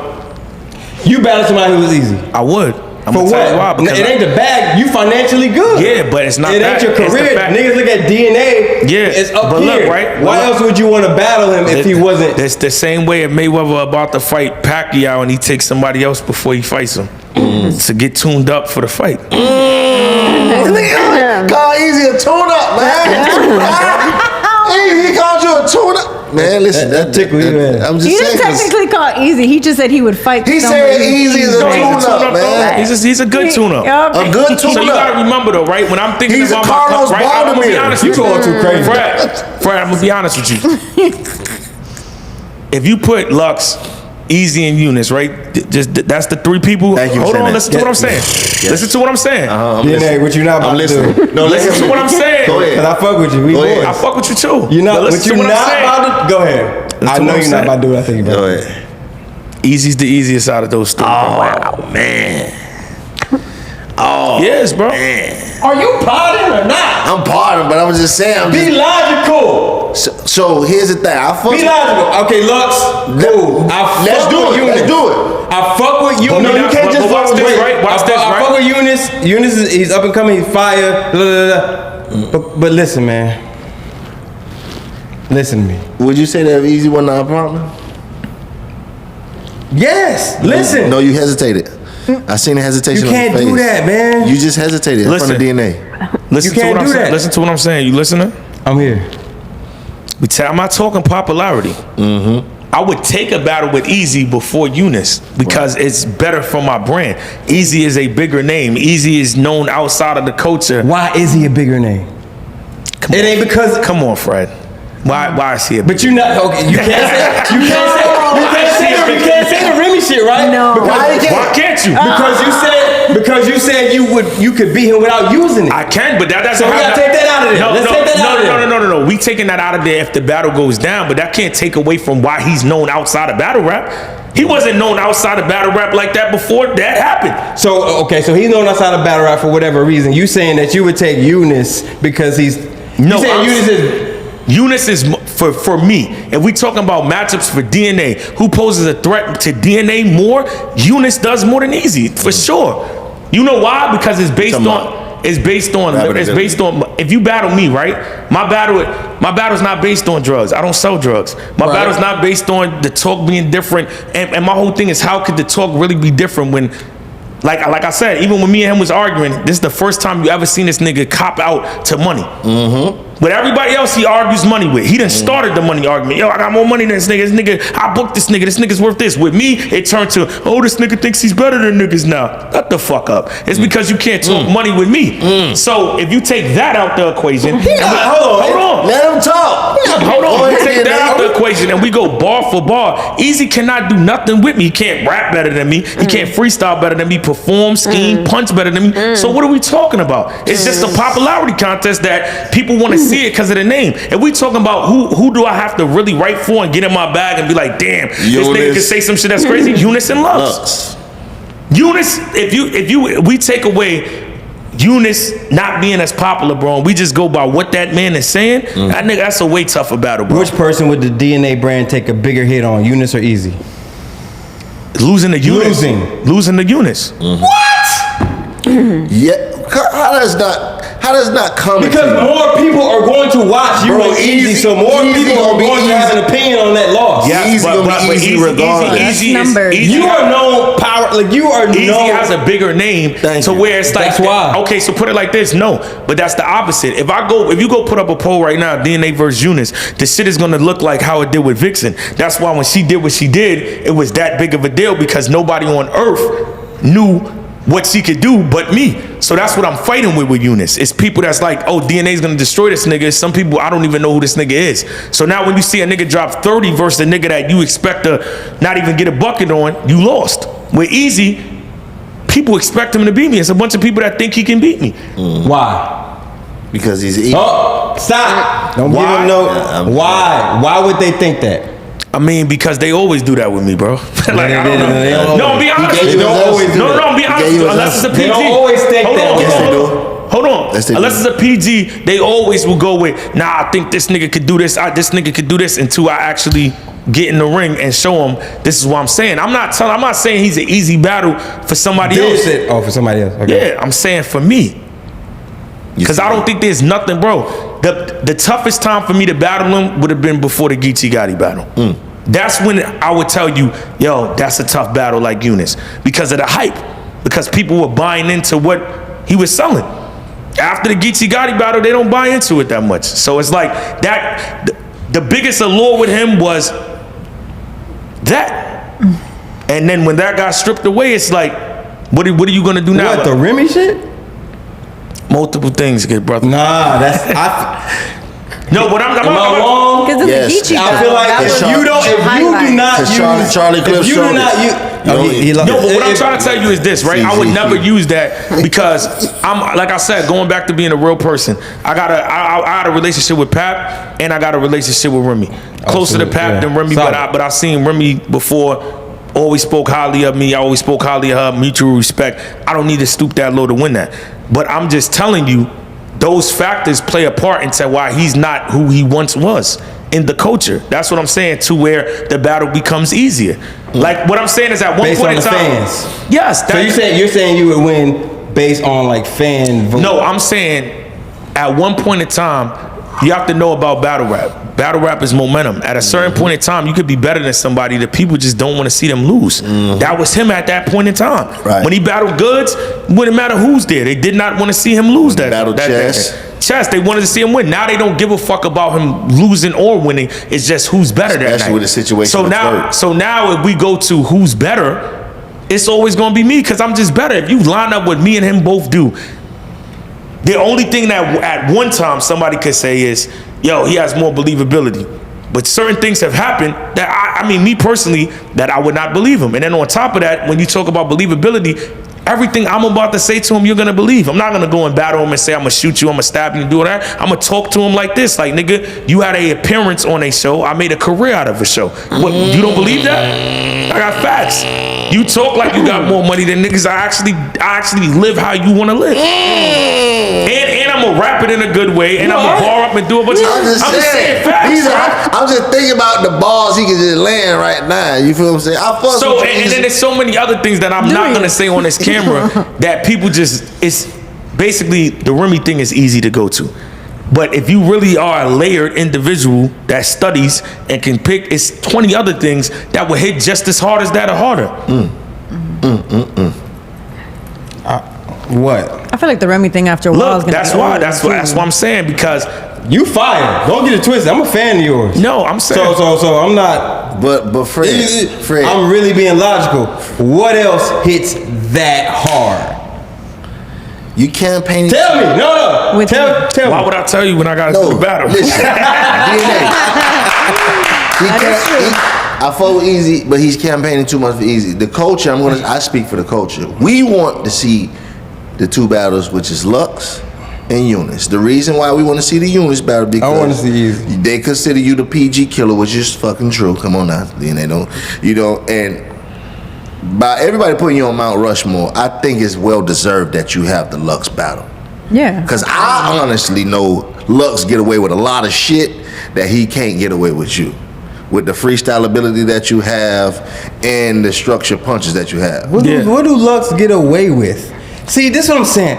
Can I love you, but I gotta come at you. Loaded Lux is my favorite battle rapper. That's a lie. No, it's not. I'm gonna find the tape. You said no. Who he said? I don't know. You said somebody else was your favorite. If he's on Mount Rushmore, It's I always always on say record. Lux first. Anybody can tell you that. Geechi is my guy. You feel me? I could name you my people: Lux, Moose, Geechi, Tay Roc, A-Verb, Calico. I'm gonna name these people. All right, so Lux your favorite. Going back to it, Lux and Twerk and stuff like that. Twerk is explosive, but I know Lux can neutralize him. It happened.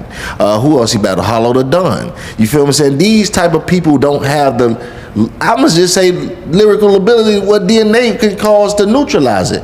I seen what he did with A-Verb. I seen what he did with Mickey Fax in the room.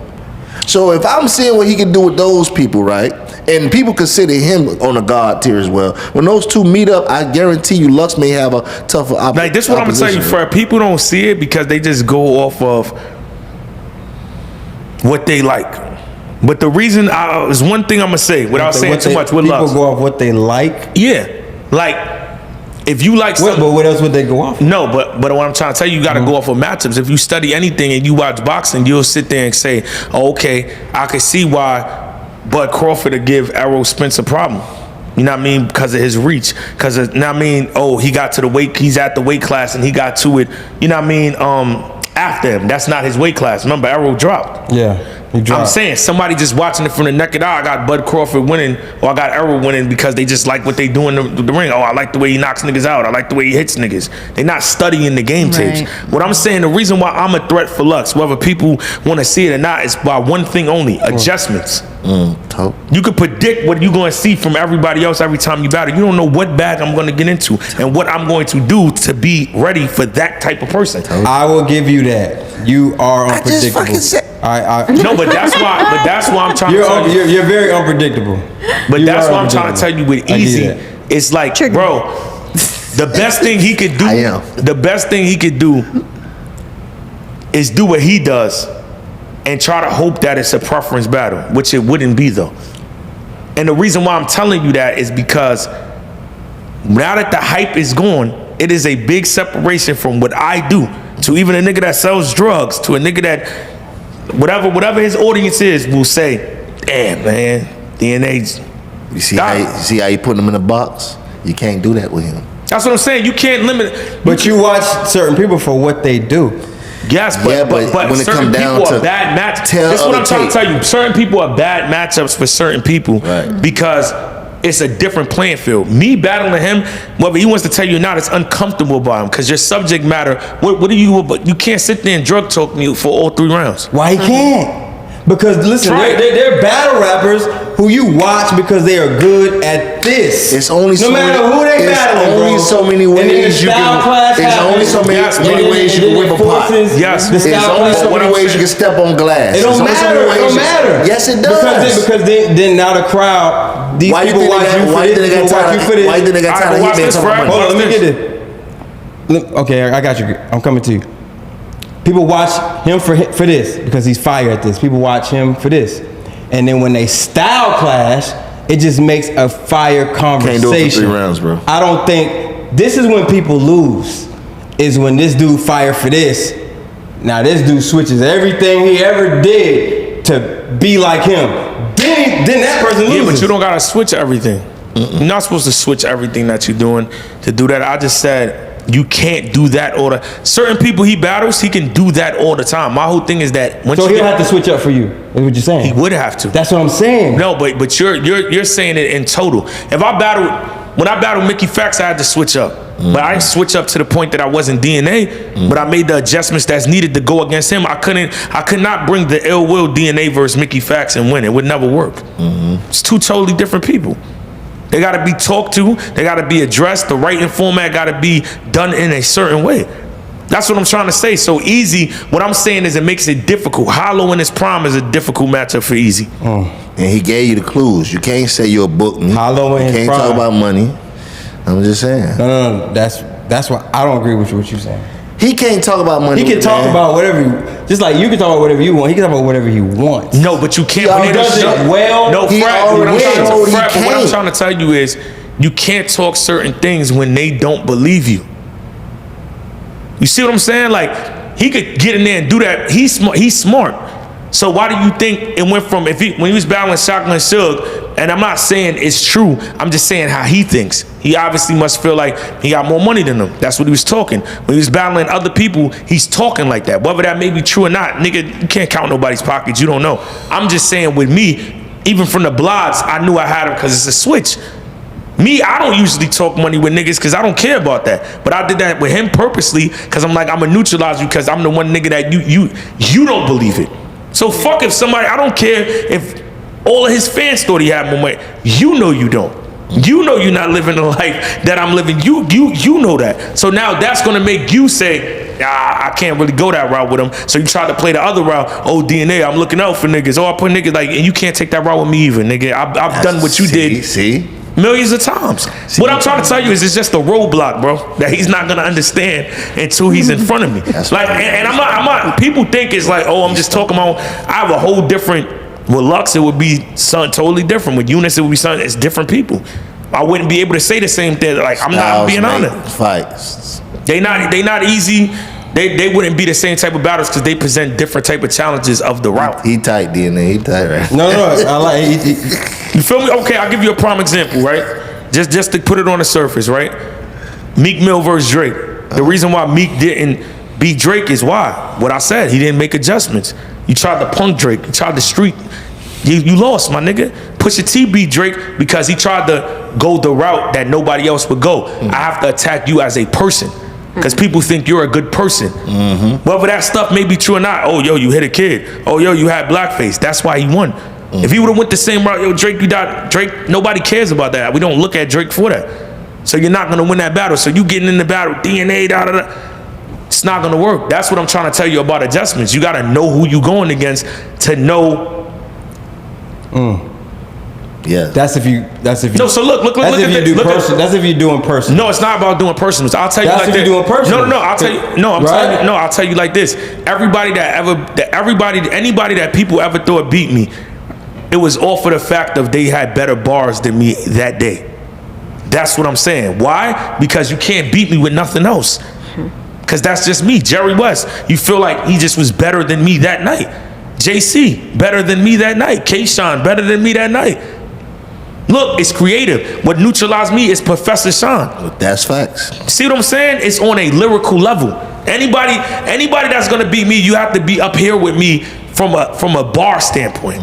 You can't name me a battle where, yo, a nigga just tried to come through and talk to DNA and talk. That doesn't work. Niggas, all right, that's cool. DNA's bars was better. DNA was doing this. DNA was more skillful than this individual. You gotta beat me with skill. And I just don't feel like he's not a more skillful battle rapper than me. Yeah, so you might well segue to Fredway or something else. That ain't work for you, buddy. Guess what? I ain't got time for you. So check this out, right? Do you ever feel, unappreciated for all that you've done and brought to battle rap behind the scenes? The people who know. You know what I'm saying? Like us watching, I'm in the culture, but I'm not like, I just told this to Jazz, I'm not in it, right? So a lot of people come and tell us like a lot of stuff that you've done for the culture. Like I said, do you ever feel unappreciated? For sure. But the reason, like I said earlier, I'll be big on understanding. I feel like I'm unappreciated in the culture because I'm probably one of the only people that they watch grow up in the culture. Yeah. Everybody else came with who they are. So a lot of people have a hard time admitting like, yo, I didn't know who I was at this point, or I had to evolve. People like to make it look good. That's why you see people on Instagram. It's really just a place where we're gonna act like this is what my life really is, or this is what I envision myself to the world. Right. That's not really what nobody even is. I'm talking about from what they're doing. So in battle rap, it's like we see this guy that's 17, not dressing the best. You know what I mean? Kind of looking for leadership because, like you said, I didn't have a father figure. Boom. So, is that coming up? Then I come up, I get in groups, I develop, I mature, I become who I am. You're watching it happen in front of you. Right. So people in life tend to hold you to who you used to be. So they'll go back to a moment of vulnerability and DNA is or this or that. I can't get past this. I can't get past that or But it's nothing that really sticks to the point where it's like it's just a thing to do. Because when you really look at it, like I said, when you really sit down and talk to me, it has nothing to do with being street or being tough, but I'm real. Because I'm being authentic to myself, and I'm bringing authenticity of you seeing like somebody struggle and them turning that to adversity. That always has to be, you know what I mean, a W. Right. Even to the point where somebody says like, oh, well, you was talking about gun bars and you wasn't doing it. Like how many times in life when I think people take for granted, like I said, I'm 34. So if you look at somebody in their early 20s, how you not, if you grow up or do things or, you know what I mean, you're not infatuated by stuff that maybe that might not be necessarily you.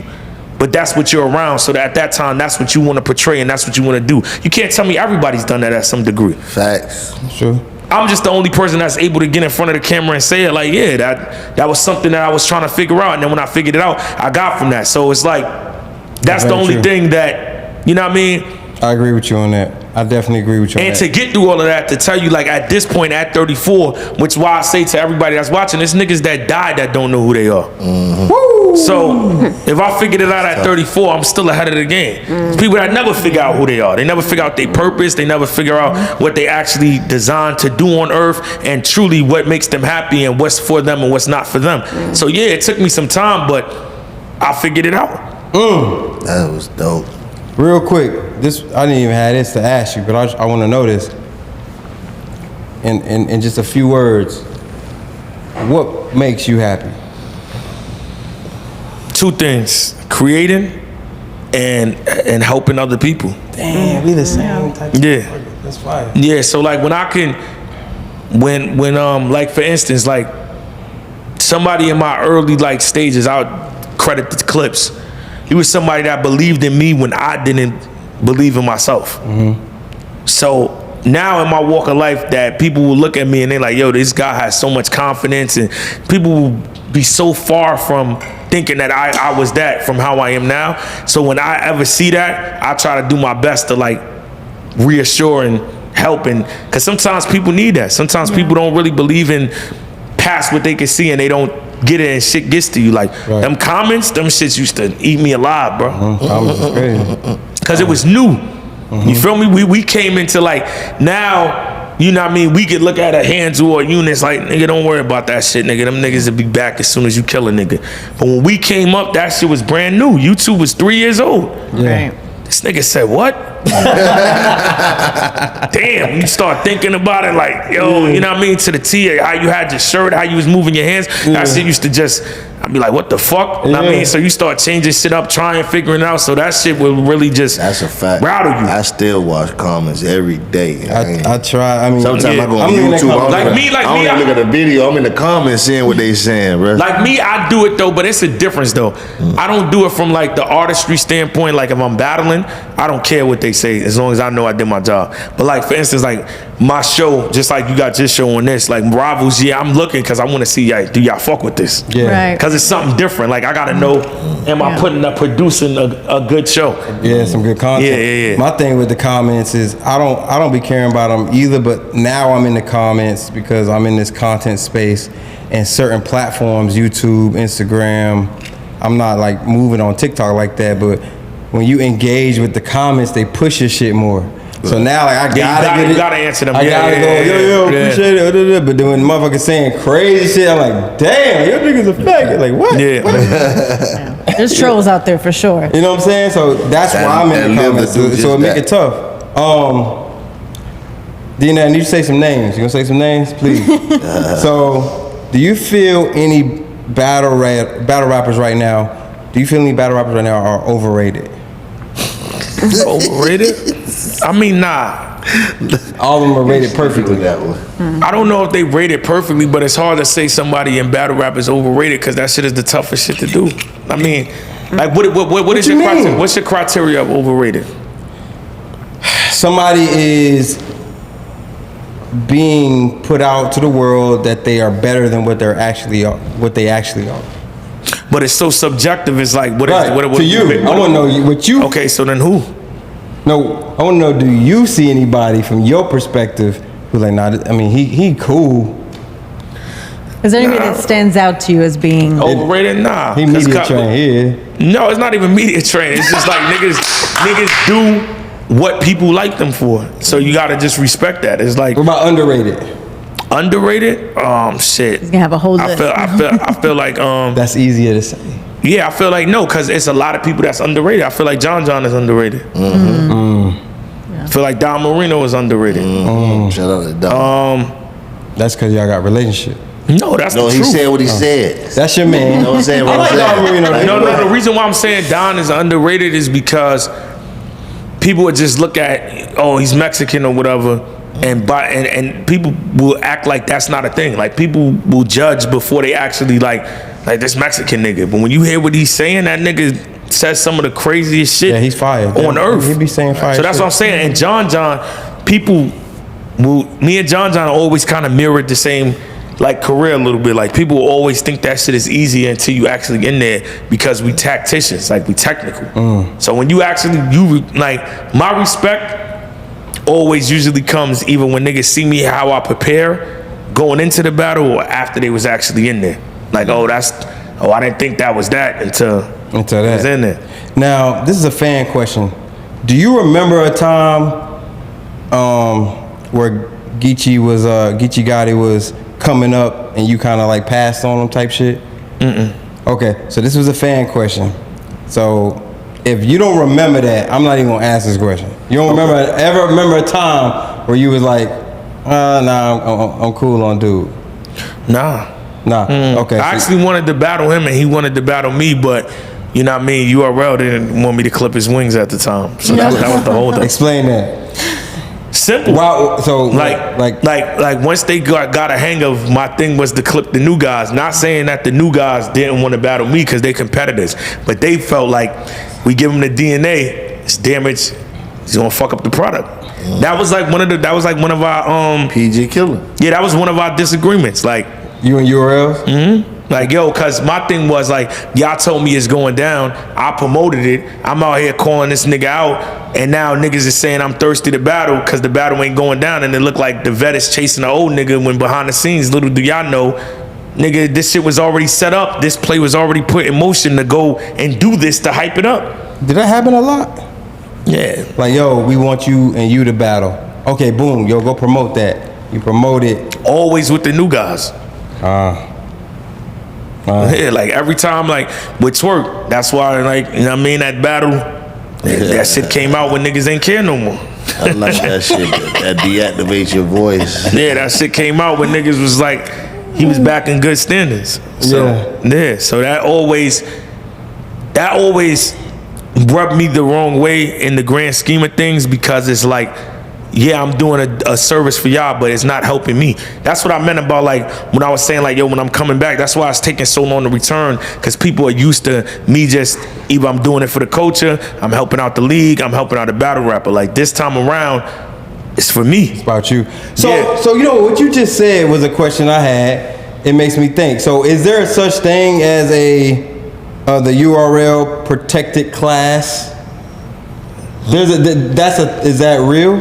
Where there's a group of guys or a certain guy who they kind of are protecting. Were you ever that person, or is that a real thing? No, I mean, me, I wouldn't know about that to that degree, because I was never protected, because I came up on grind time. You won't. Okay, so, but is that a thing? Because what you just said. I mean, but I think that's anything. They didn't want you to clip his wings. Because that's their investment. You got to think, right? If I'm coming up and I'm already DNA, so now I'm already about to do what I'm gonna do. I'm gonna either go here, I'm gonna go here, I'm gonna go here, I'm gonna do what I'm doing. If they working to build up a star, and it's like we can give him other fights that's big, just as big as DNA or bigger, where he has a chance of actually winning or making it debatable, why would we just feed him to the wolves if that's what we investing in right now? Right. We trying to make this nigga. I don't look at that as protection, that's an investment. I'm just saying, on my end, I gotta protect myself too. So it didn't work for me in the long run. To where now, as you see, like, until a battle's locked in, I wouldn't just go out and just start running my mouth, because then it could be yo, nah, we thought about it. We don't really want you to battle him, and now it looks like I just chasing him. Yeah, exactly. Like just the thing, like even the narrative when they be like DNA don't headline events is because I not put my ego to the side. They don't know how countless amount of times niggas would take less money if they could just put me at the top of the flyer. And I'm like, word, that nigga wants to take less money. Yo, DNA said he'll take less money if he's at the flyer. Go ahead, I'm not taking less. I don't give a fuck about the top of the flyer. So that's like multiple battles. If you just look at certain matchups that I had and you go, nah, on this one DNA was the main event. On this one DNA was the main event. Like you could just tell by the magnitude of the battle, but that won't be at the top of the flyer. Won't be promoted like that. It's because I just didn't care. That's why now I'm like, I gotta do what's best for me. That gotta happen. At this point in your career, because I can afford to do it. Right. You know what I mean? Like, yeah, one financially, but two, I just learned the business. Taking time off is like I gotta maximize my brand and what's best for me. What's gonna make me. You get what I'm saying? That's the whole thing. Like when niggas say ducking, that is a term if we talking from a competitive standpoint. But if we talking from what makes the most sense for me, it just everything gotta line up to where I have the best chance of looking good in this situation. Mm-hmm. And no fan wants to hear that. Because it's like, nigga, we don't give a fuck about none of that. We want to see the battle. But that's not their job. Their job is to just watch. My job is to put myself in the best situation to where I win. And the league's job is to put themselves in the best situation for them to win. And I think that's the reason why people always will not understand. Like, I'm able to separate at any given moment, right? Beasley is my friend. Smack is my friend. Harry is my friend. When it's time to negotiate, we're not friends. You want to get the best outcome for you, I want to get the best outcome for me. And I learned that by going through it and be like, niggas got me. All right. Yo, Sean, we got to renegotiate. Your contract? We ain't friends. Okay. No, but you got to be like that. Like the only person that I'm able to just like, and that's because it's just like, a different standpoint. Like URL, I didn't buy into their company. If I did, like if I was the owner of URL, then it wouldn't be that same thing because it would be, owner to owner, which is easier to negotiate than owner to artist. Is Rain. But me and Rain are both artists, and then we brothers. So it's like everything is 50-50. It's easy. Yeah. We still could be friends. All right, yo, nigga, we about to do this album. I fucks with Rain too. Yeah, it's the only person I ain't met yet. Yo, we about to do this album. Bet. That nigga music is so Yo, bet. Split it 50-50. Nigga don't even ask me for receipt because he just that's what I mean about being real. You can ask that nigga if anytime we ever did business and I'll show him just because I'm transparent. Yo, look, this is what it made. Yo, why are you sending me this? So that's what I'm saying. My track record, niggas know, like, bro. I broke bread like that when I wasn't up. So what the fuck would it be now? I feel like that's when you see a nigga's true colors. Like when money involved is Rain money, drugs, and women. Facts. Is when you really see when you got sit like yo and police. Yeah, we been down to fucking 6 wings before. 3-3. $20, man. $20. And a nigga and $20 where it's like we chilling at Rain's crib, but nigga, I could easily get up out of there now that I got the 20. Like, yeah, let me go do something on my own, nigga. I got my own. It's not like I'm living with him, but it's just the camaraderie. We brothers, nigga. I mean, we was fucked up, and we really got that shit from gambling. That's what we used to do. We used to gamble, fuck up the pack, scrambling to figure out everything, have the money to do everything we want to do, lose the shit, and now try to find money to do the basics, eat. Like, nigga, with the money we have, we could have did that and everything else. Yo, that's what build a bond right there. When you fuck up that money and you gotta straighten that bitch up to get it back. Yeah, so all the moments niggas is there, taking the last just to get the cab to go home and all that. That shit build a bond. Like, nigga, I know this nigga ain't gonna do nothing. Like, I see this nigga at the lowest and he's still, yo, bro, I got this, I got that. You know what I mean? I've heard several situations with niggas is saying Rain is just like a solid motherfucker. Yeah. Nah, all the way, bro. All the way. And Rain. Is he from Carolina? Yeah. Okay, cause I got some homies from the streets in Carolina and they like really vouch for him. Yeah. No. He they vouch for him and Project Pat is weird. Yeah, I guess he grew up in the Carolinas and then he moved up to New York in the Bronx when he was like a teenager, and then he got his name in the Bronx also. Yeah, but that nigga right there, he's kind of on that nigga mixtape before he got on with like the I don't know. Yeah, my mixtape era and shit like that. That Piff. Yeah, he's kind of like one of the only people that that I've seen do shit that I wouldn't do. Wouldn't do? Yeah. As far as looking out? Yeah. Oh, okay. Like he's an artist, bro. Like I don't know if I had like I'm a generous person when it comes to like money or helping people, giving niggas ideas, but like the actual labor, I mean, I probably would do it, but I would, but not like that.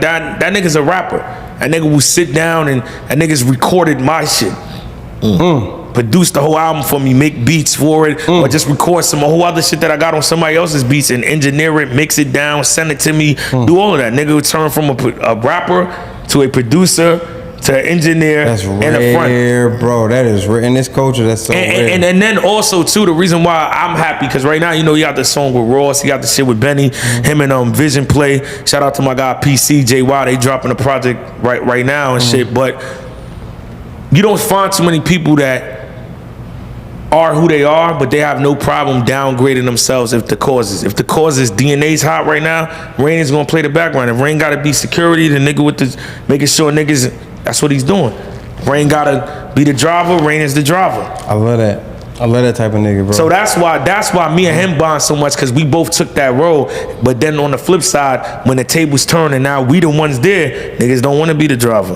Niggas don't want to be the engineer. Niggas don't want to be the producer. Niggas want to be, that. So for me, everybody want to be that one. So for me, that was always my thing that I seen getting older. Like, all right, I waited my turn. I never slighted nobody on the way to my turn. I never backdoored nobody. But if it's my turn, it's my turn. Let it be my turn. So let me ask you this, right? We've seen huge names: Hitman, Averb, T-Top. You know, a few others I probably can't think about. You know, Av, kind of leave but not leave, whatever. URL, right? And they kind of talk about their gripes and what's going on. Do you feel like URL? Is it the business? Is it the artist just not, you know, kind of getting what they want? Or is there like a deeper issue from your perspective? Just as a whole, not each person that I name, ain't got to be about nobody directly. Yeah. Just as a whole, do you feel like it's the business or do you feel like it's the artist? I feel like it's both. I feel like the communication from the artist to the league, we speaking on that one, they got to be better. And I also feel like people don't understand the business. Like, I always felt like from the beginning of the game, it should have been the same way it is in the NBA. Like, you have to show statistics and stats to get to your number. That's fire. You know what I mean?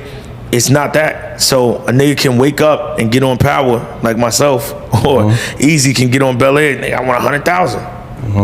And that shit's like, all right, that's a nice accolade, but that shit don't necessarily equate to what I'm bringing back. ROI. So ROI. So now the numbers get inflated and they keep going up and up and up and up and up and up by people looking at the product of what URL is making, but they're not looking at it like right now. You know this, Fred, because you have your own company. What I'm willing to, right now, I got my show Rivals. What I'm willing to put up for that show, I'm not trying to go on my personal money to make that shit happen. That shit is fire too. That good looking. So what people do in businesses, they equate how much somebody has and its worth and says, well, then they can do this because they got this. But nigga, it's like I'm doing all the hard work to get this. So I deserve to get this back because I'm putting in the money, I'm putting in the time, I'm putting in the effort, I'm finding the talent. So I deserve to get this money back. If I gave all the money to you, then what the hell would I have? I'll be working for nothing. So they just see like, oh yeah, Smack and Beasley, they may be millionaires, but nigga, if they just dump what everybody want, they'll lose that. Just go. They'll lose that shit so fast, it won't even be funny. Come on.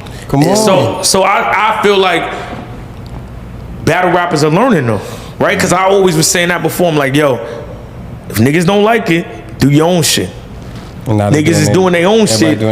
And I believe whether they say it or not, niggas is finding out. Oh, that shit is not. Because I've been on that. They definitely finding out. Because I be seeing all they have. Now on the flip side, that's why I throw events. I'm not gonna have my league. I'm not gonna do just this because you are going to be in the red. Like for instance, I'll give you. Thank you for saying that. I'll tell you two things real quick from what I learned, and on the flip side with URL. First, I'll go on the flip side of URL. On the flip side of any company and league, you have to also understand what you're dealing with, right? We're dealing with rappers.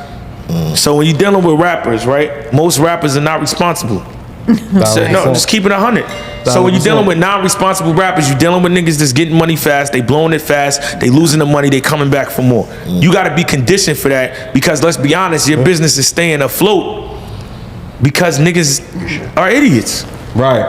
Let's just call a spade a spade. If you had 100 DNAs, the shit would not be the way it needs to be, because niggas would be doing what they need to do with the bread. So it's just about understanding who you're dealing with and then operating with them. You have to feed the wolves, and when the wolves get hungry, they're gonna do all different type of things. Dropping some shit now. You feel me? To get that money. Like niggas don't care about what happened last week and what you did for me 2 years. Nigga, I need to eat right now. Nigga, you said you had it. Like, what's up? So I think that is not understood on that end. But just to break down on my end, when I learned, right? I did that event, that wrestling bar event. And in my mind, I'm like, yo, I'm gonna go light on the event. I'm gonna do one rounders because it's wrestling. Shout out to my homie Dennis Legendary. Yeah. So I'm like, yo, I'm gonna go light on the rounds, because this is not a full card. I should be able to make some good money with one round. There's a wrestling event.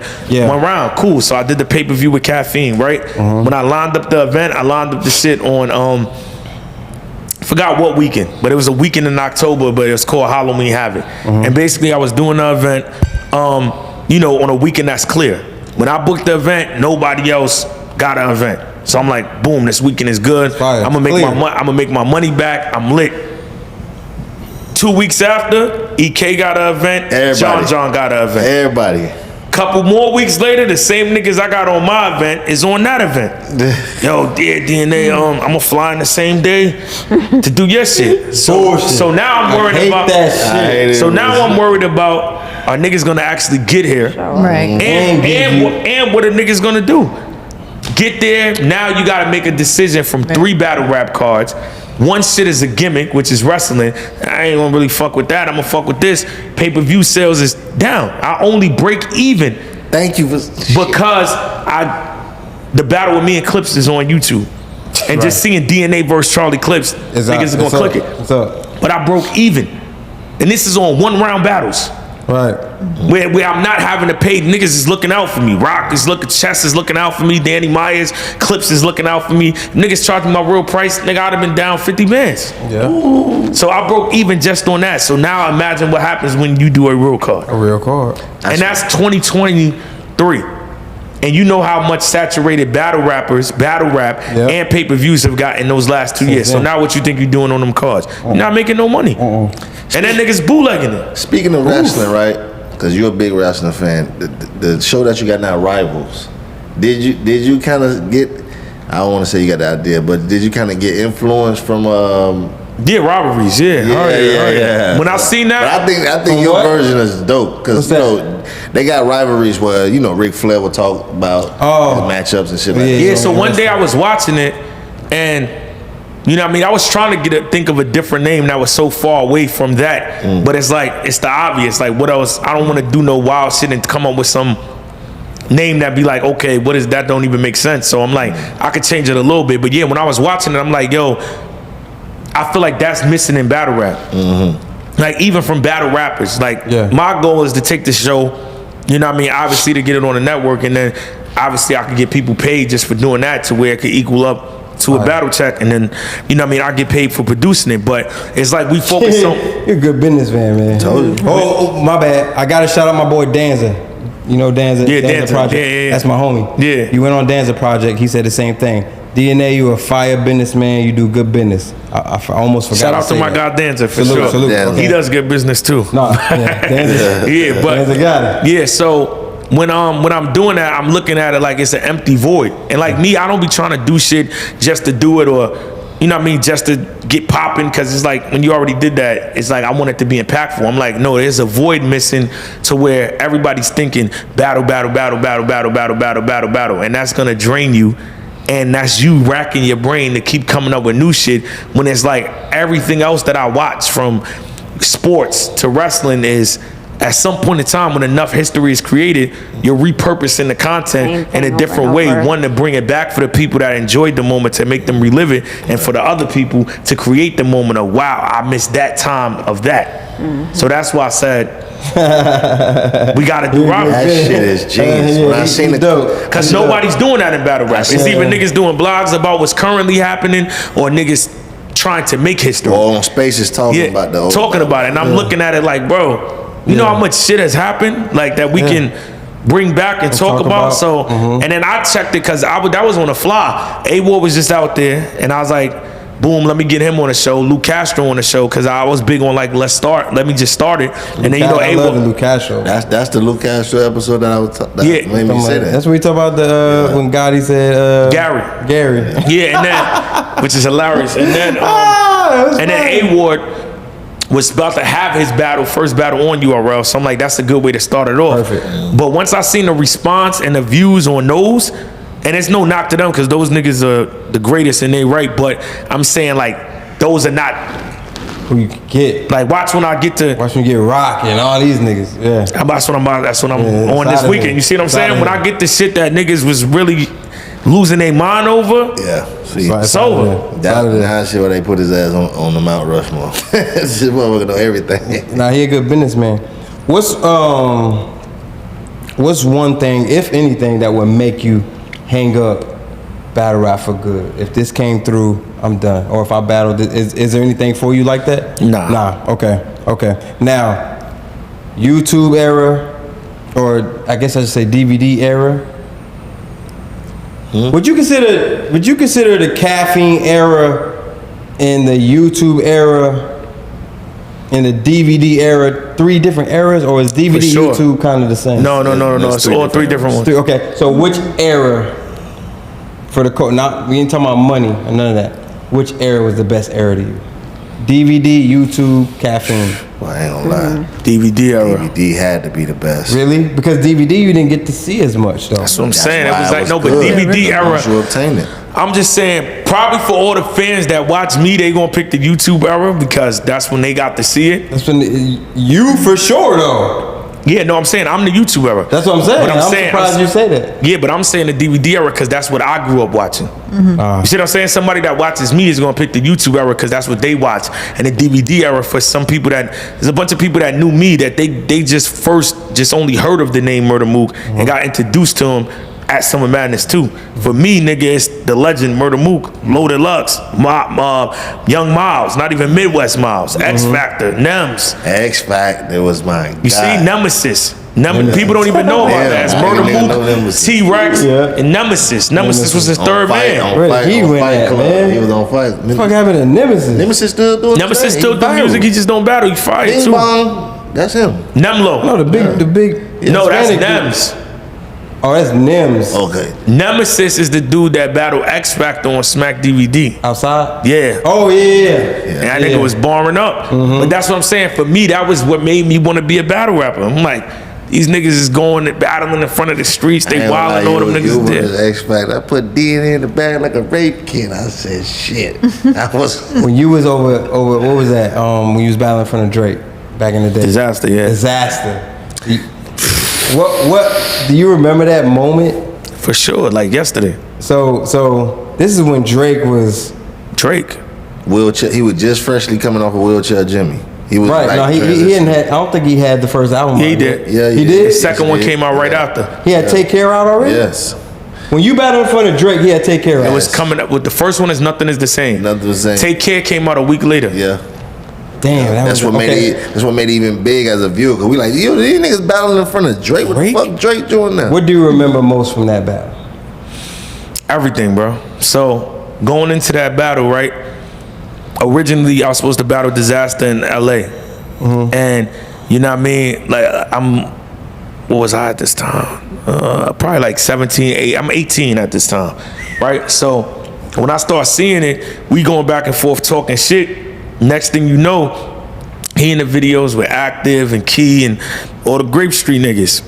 So niggas that's older than me they see me like, you about to battle that nigga, and they watch the video. They call me because I'm thinking it's battle rap.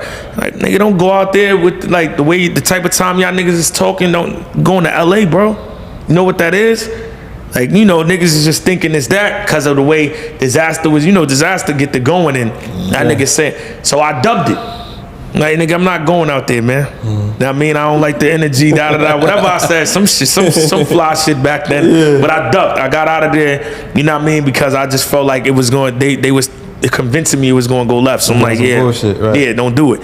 So at that point, he was like, yo, you know, he was on one. He took food out of my kid's mouth. I'll never battle you. Never battle you. Yeah, so we still going back and forth. I even do the video. You know, that used to be the thing. The battle don't go down. You spit the round you had.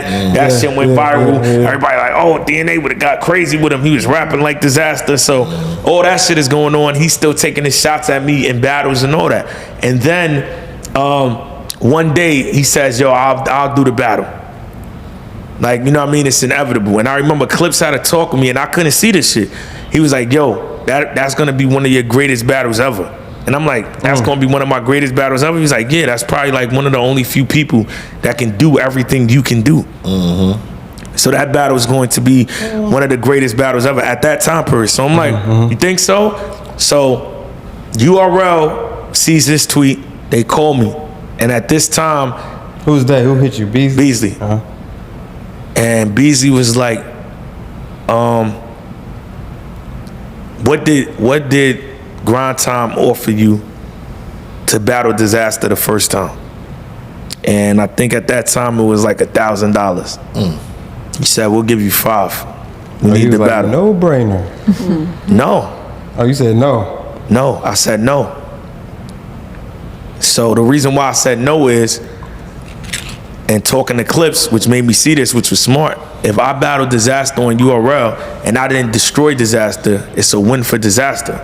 He came to my shit, smoked me in front of my shit, and I'm cooked. It's not even worth the money. And this nigga's dangerous to where this could possibly happen. And but you won't thinking like nobody can beat me type shit? Hold on. No, not all the way, because you got to be smart. If I beat him on URL, yeah, you beat him in your home, they gassed it, It's a lose-lose either way. You lose to him, nigga, you lost to him on your shit. You beat him, you're supposed to beat him, the crowd was biased, they hate it. Then Organic steps in and says, because remember, Grind Time wanted it, URL wanted it. Then Organic steps in and says, because he heard about the money, he said, yo, I don't got the money that I heard URL is offering, but I'll make it worth your while. I got some things lined up. I say yes because at that point, Disaster has been over there, so he's still the favorite, but it's still a neutral enough place that if I beat him on King of the Dot, I'm the man. And this was over in Canada. Context. It's my first time in Canada. That's my first time seeing all them fucking people like that. So Organic only offered $750. $750. 1,000. 5,000. What did you say on Jazz episode? Didn't I tell you people getting $700? You did say that. Now watch this. So the battle gets locked in, right? For $750. No, I'm not tripping. Why you taking? No. $1,500. The deposit was $750, so it's $1,500. Okay, so you like. So, cause I'm getting to this part of the story. Mind you, this is like 14 years ago, so that part was a blur. It was $1,500. It was $750 on the front end. What makes the story crazy is that me going to Canada, I'm thinking I'm good. Nigga, I tell my mom this, cause she just knows I'm lining up battles. I'm like, yeah. She's like, when you gotta go there? I'm like, in a week. She's like, you don't have a passport. I'm like, I need a passport? She's like, yeah. How old are you? 18. Yeah. So she's like, yeah, you need a passport. You can't go to another country without a passport. So she calls the people down there. They tell me all the documents I need. Mind you, I don't have money like this. And like I said, my mom don't got the money for the passport. So now I got to dip into that back end to get the expedited passport. I get the expedited passport. Now I'm racking my brain because it's the biggest battle of my career. I have no rounds. It's 2 days before the battle. Everything I'm thinking, I'm second guessing it. I'm doubting it. Finally, I come up with one round. And I'm like, all right, bet. Let me just start putting a bunch of shit together for the second round. So I start putting a bunch of shit together for the second round. I get 2 rounds. The day that I'm supposed to go to Canada, they don't know New York at this time. Like Organic, this is when they first close to booking New York artists. Like they're not booking the integrated. The most that went over there is like Arsenal. Arsenal's from Jersey, so where did they book my flight? Jersey. I'm in Queens. Drive to Jersey. No driving, nigga. What car, nigga? At this time, I'm pop. Shit. Nigga, I have to take the train. I'm so tired from not trying to remember my rhymes. I oversleep. I wind up in Dykeman. Oh no. I missed the flight.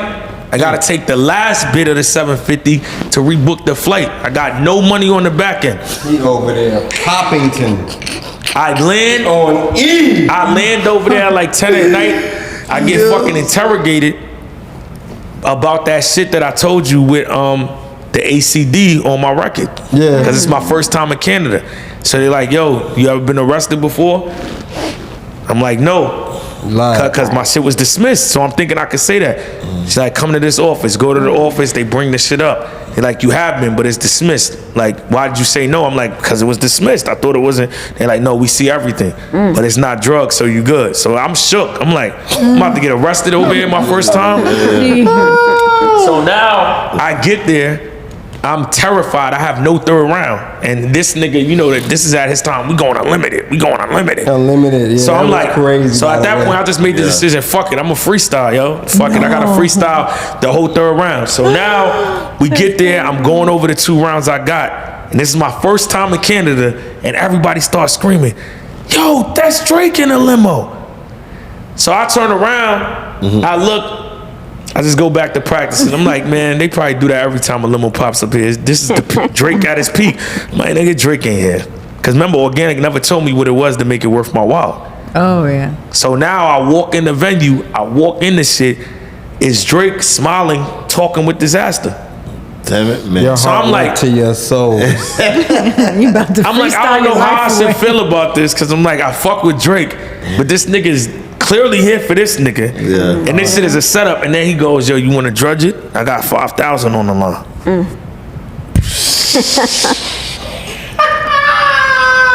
They lined you, man. I'm like, hell no. You said no? I'm like, nah, I'm good. Keep it just how it was. Keep it how it was. Because I'm like, this the lineup, bro. Yeah. And I guess I peep all this. I'm from New York, so I'm like, nigga, they lining me. Yeah. So I get in the battle. That nigga spits that fucking devastating first round, because that shit was for me, Cortez. He mixed it. As soon as I seen the green chips, I would have made that bean dip. Know what I mean? I still remember that line. So I'm like, this nigga's first round, this nigga's trying to kill me. That's like the first time I ever got hit with like, it's over.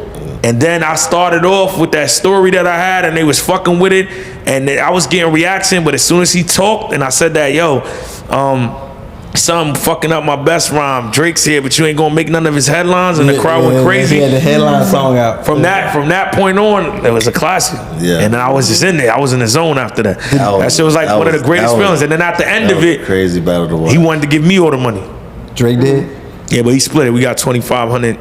Oh man, that's fine. And then the response from that battle or that when that shit World Star, that's how I met Kevin Durant. That's how I met Hitmaker, a whole bunch of other. That shit was history. That was worth it. Yo, I think I watched that battle in like rounds and shit at the time on YouTube or some shit. You look like so young back then. That was crazy. Yeah. If you go back and watch it, have you ever went back? Yeah, for sure. I was 19. You're like, damn, I was. Yeah, I was be that. What you gonna say? What's your favorite battle that you completed though? Mickey Facts. You was very, and I telling remember I told the story. You was very detailed that battle. That was the no gun bar DNA. I told motherfucker that is a dangerous DNA. Nah, yo, you know what's crazy? Maybe I was doing gun bars in that battle. But it was. I was about to say. But you know what it is? I'm gonna tell you what it is though. You show? Yeah, between us is a gun bar. Okay, yeah, okay, but you know what it is? So no gun bar one. DNA, like when I made it a thing, was 2020. That was 2018 when I battled Mickey Facts. Yeah, that's before that shit. But the thing with the Mickey Facts battle was, the reason why it was like that is because I knew what I was going against, and I broke this down on my shit too. I was telling people, like, I grew up in the era of battle rap where they was trying to go to a bigger stage. So we was trying to do the opposite of what niggas would say with the pen. Like, we trying to make a crowd rock. You know what I mean? So niggas don't want to hit the first and second bar, connect to the 8 bar, and go back and scheme with all that. Niggas is drunk, niggas is high. Yeah, they trying to and get at that right time, yeah, they've been standing on their feet. So I just got accustomed to doing the cookie cutter setups. But I've always been a nigga that could really pen some shit together. I just never, I was just smart enough to read the room like that's not what's happening on the big stage. So when everybody's doubting me with Mickey, I'm like, in my mind, that's why I be saying like, you're not gonna see it until I see it, because I'm like, this is easy. Like, watch, I'm gonna get in this bag. And that's why I was more layered in that battle. Yeah. That was high level of lyricism from both of you motherfuckers. I'm not gonna be Let me ask you this. What's your feelings on Serious Jones and Head Ice? Do you feel Serious Jones took it too far? Or do you feel... No, I guess that's the only thing that they asked. Like, do you feel like Serious Jones took it too far, or do you feel like all fair and love and war? Did he present the paperwork? He presented paperwork. Serious Jones did. Yeah. I mean, for me, I feel the same way. Like I said, with all situations when niggas have camaraderie, it just shouldn't be televised. Right. You know what I mean? I feel like it should have just been, hey, whatever they got going on should have stayed behind closed doors or figured out behind closed doors. Because that shit is just like, in the moment, you think you getting off, but when you look back at it, you like, damn, I shouldn't have said that. If it's like a friendship, you mean? That shit is crazy. I hate when battle rap gets to that type of area, because that shit be taking over the sport. Times. The timeline is so filled with that bullshit and drama to where we escape the art. All right, so I gotta make sure I play this. This was sent in. When you hear the voice, you're gonna know who it was. Okay. You know what I'm saying? All right, so this pickup, engineer, this pickup right here? This pickup? Okay. See, bro, the only reason I ain't walk your dumb ass down that gnome is because I ain't want to take that moment away from my nigga Eunice. I'm telling you, it would have been curtains for you if I would have saw you at gnome. I do that freestyling shit too. I'm great at that. And then you talking all this moment shit, all this sell ticket shit. Oh, if I come back, it gotta be a big moment. Nigga, did Surf not make a moment out of John? Clearly wasn't ready for that fucking battle. That was something John spent a decade chasing. And once it happened, Surf made sure he sent that nigga up. If you really this box office nigga, you think you could send me up no matter what stage it's set on, man. But I could really meet you anywhere then. They tread fucking lightly when you talk to me. Play with Eunice and them like that. Don't play with me like that, because I'm for real the crucible big dog. I'm the new face of URL for real. For real. Even or not, I give to this culture. And I'm a contributor to this culture. I'm a vessel in this culture. NBA niggas, NFL niggas fuck with battle rap that ain't ever fucked with battle rap. Rap niggas, entertainers, actors that ain't fucked with battle rap, all of a sudden fuck with battle rap. Cause of who? Cause of this nigga. Not cause of you. You been missing. You been focused on wrestling and shit. I've been giving to this culture still. Still money to this culture, putting new niggas on, all that's all me. Yeah. What the fuck is you doing? What the fuck have you contributed? Z the Dropout? Nobody fucks with Z the Dropout. I even contribute better to this culture than you. Sponsors, all that. Chill out. Play it safe. Play with something smart. So yeah, focus on that comeback battle and make sure it's a flunky nigga that you can easily beat on, because there ain't gonna never be no new nigga that's really dominating. Oh my God. So as you know, that's Capo. Shout out to Capo. That's Capo, bro. What's your response to that from Capo? Look in the camera. Tell him directly. I mean, I don't gotta really look in the camera. He's, you know what I mean? He's taking a shot at the God, man. He's taking a shot at the God, man. Just make sure you don't miss, man. He's a good message, wrong messenger, man. Good message. Nah, facts. Good message. Wait, I'm the messenger. What the fuck you trying to say? No, you're not the messenger. Message wrong. I'm saying that would have been good coming from somebody that's more credible. Wow. You feel me? Like, it's flattering, it sounds good. That's what I'm saying. Right, man? Like, I did this, I did that, but it just don't, you know what I mean? It just... Oh, no. So you can't see yourself battling Capo? Not right now. Like, you got... What these niggas got to understand is, right? I'm gonna... He one of the hottest the up-and-coming battle rappers. Eunice took his spot. So all of them, Hantu and Capo and whoever else, they gotta take that up with Eunice, man. They gotta take that with you. Damn. He got, at first it was Hanzu, but it's like, yo, why would I just go on a spree of taking a bunch of underachieved niggas? It just gotta be the one. Oh my God. It's a good stuff. All right, let me ask you this. So it's gonna be Eunice. I'm not gonna just sit here and, you know what I mean, like make a Wish Foundation a charity for that one kid. Eunice is that kid. I'm gonna put a star over Eunice head and that's it, bro. I'm not here to come visit everybody today, man. I'm not making a wish for everybody. Yeah, bro, I'm not. Can visit all the kids. Yeah, these niggas want me there all day, bro. I'm gonna just go down the line. Yeah, come on, Hansu. Come on, Eunice. Come on, Capo. Come on, Wusa. Like, I'm not. Come on, bro. Just pick which kid is a good kid, man, and just go at it, man. Disrespectfully. DNA's battle rap Mount Rushmore. Four of them. Where we at? We gonna put. You want to put yourself on there? Let's do it. Nah. I'm not gonna be narcissistic. Oh, I mean, you'd be the first one not to. Yeah, but I mean, if you hear my story, you can see how. I could do that without putting myself on there. You gotta have Mook on there. Nice. Gotta have Lux on there.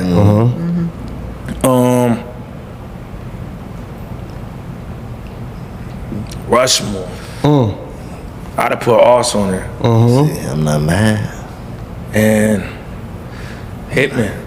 Everybody says say Hitman. But you be hating on Hitman. You gotta relax. I'm not hating on Battle rap Mount Trashmore. That's four people. you see them, you like, yo, dude, I mean, just ain't it. Like, let's maybe try something else. Capo. That ain't gonna be just playing this voice note. Hey, what I'm saying is, I mean, Hansel. DNA. Help. Let him ride. Let me talk to Eunice. Damn. but are they trash? No. And Easy. You set yourself up with that. That's my battle rap. Come on, E. Come on, man. Niggas is trash. Niggas is trash until they go against me, man. Wow. It's my trash more. Top 5 stand-up people that you've met in battle rap. Stand up. If you had to name 5, they'd stand up men. Stand up men that I met in battle rap.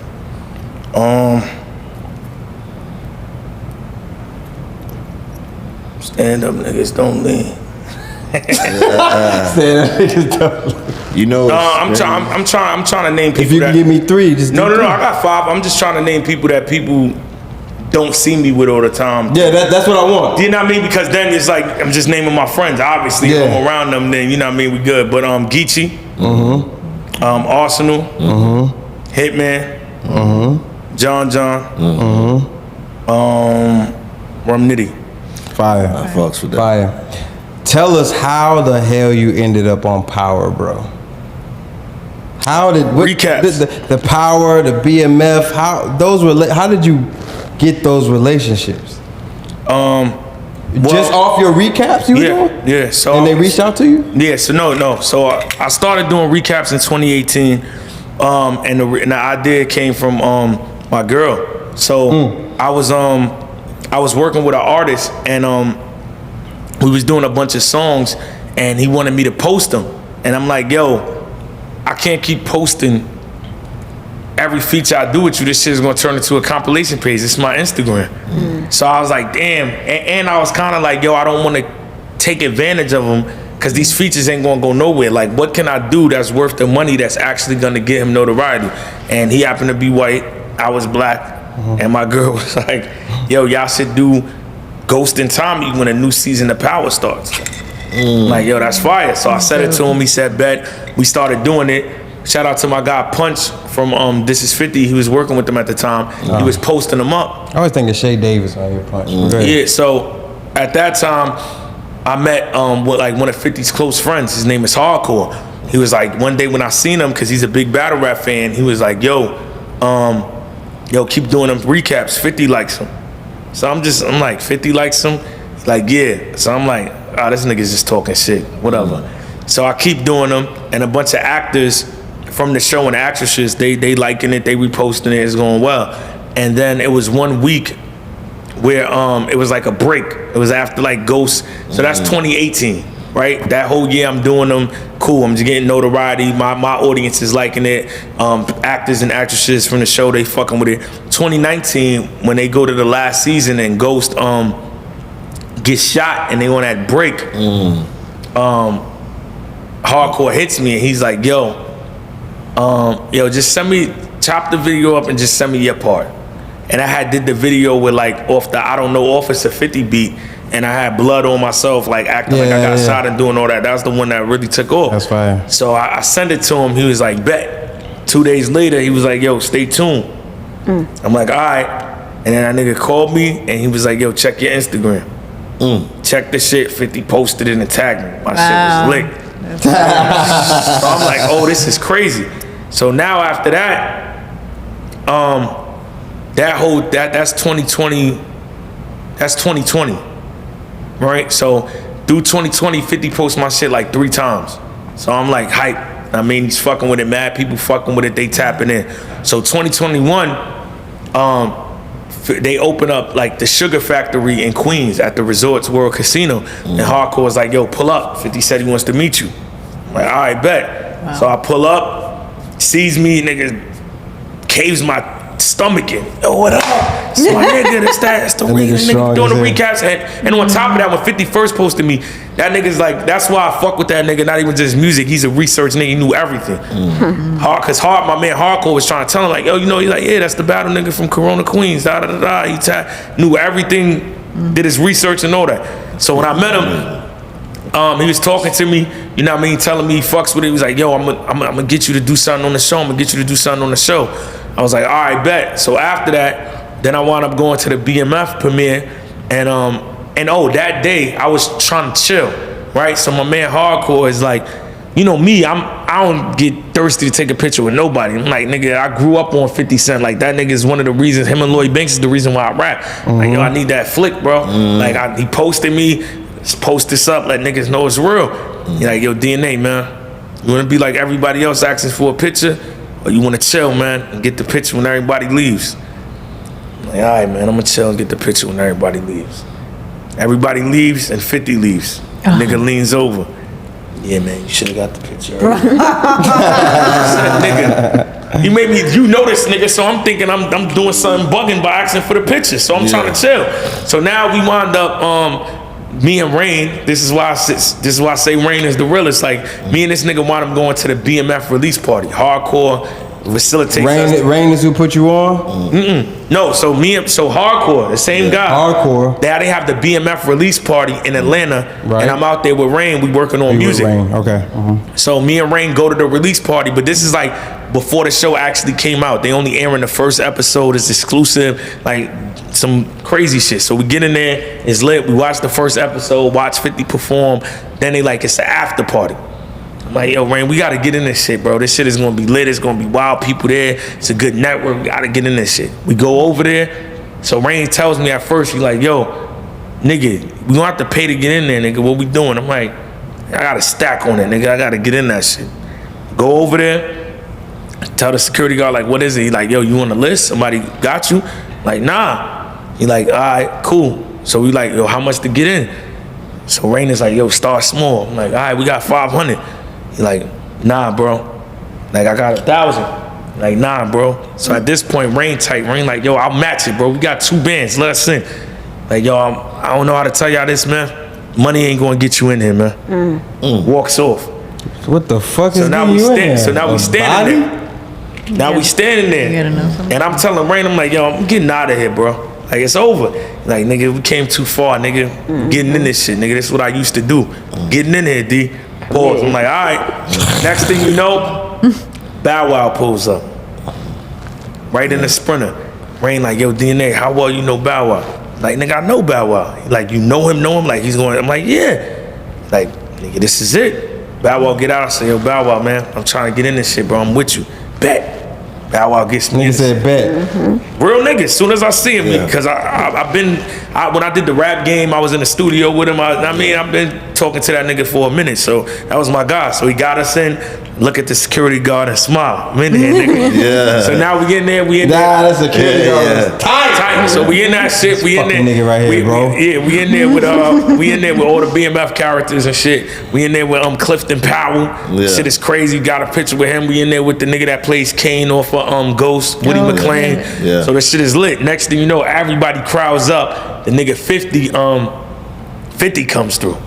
So now 50's in there. Boom, everybody circles the middle of the dance floor. Nobody can't get through.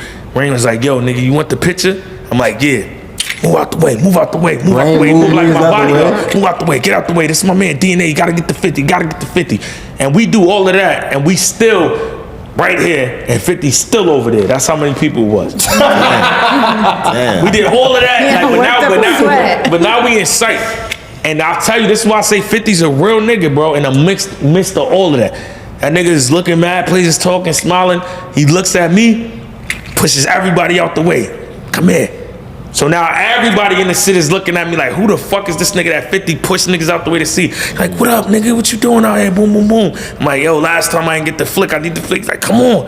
It's taking wild photo shoot, nigga. Yo, you good? That one's good. That one's good. Take a drink. So now this nigga tells me again, That's crazy. yo, nigga, I'm gonna get you on a show. So now I start talking, then Uncle Murder and Yayo pull up, but I've been talking to Yayo, been talking to Uncle Murder, so I'm talking to them niggas is cool. So now fast forward, this 2022, right? But you know, 50 busy, and I'm still like, I don't wanna be the nigga that's hindering him, Right. you know what I mean, to get on the show. And I'll be telling long ass stories because niggas gotta understand the process and never giving up. Let's get it. So at that point, I'm like, yo, nigga, I'm ready this shit ain't happening, bro. I'm about to stop doing these shits. That was 2018. Started in 2018. And now met him the first time in 2021. Got the picture in 2021. Now we in 2022. 22. Okay. We in 2022. It's been 4 years I've been doing it now. So he posted me in 2020. Met him in 2021. Now we in 2022. We in 2022. Rain again. I tell Rain, yeah, I'm about to stop doing these shits, bro. This shit, like, it's nothing. Come on, bro. Like, I'm trying to, because my ultimate goal was to get my music on the show and do my recap at the end and act on it. Right. Like, yeah, bro, I'm not doing this shit no more, bro. It's 3 years. This shit, like, come on. He's like, yo, you doing it wrong, bro. He's like, 50 is busy. He's like, you already planted the seed with him. So if you get in touch with somebody else, he's gonna green light it. He said, stop looking for the actors and actresses. Find out who's the showrunner or who's the music supervisor. So now I'm doing my due diligence. I'm scrolling through every page of the shows, every show, and I keep seeing this guy named Big Tank, music supervisor, BMF, Raising Kanan, Force, Ghost.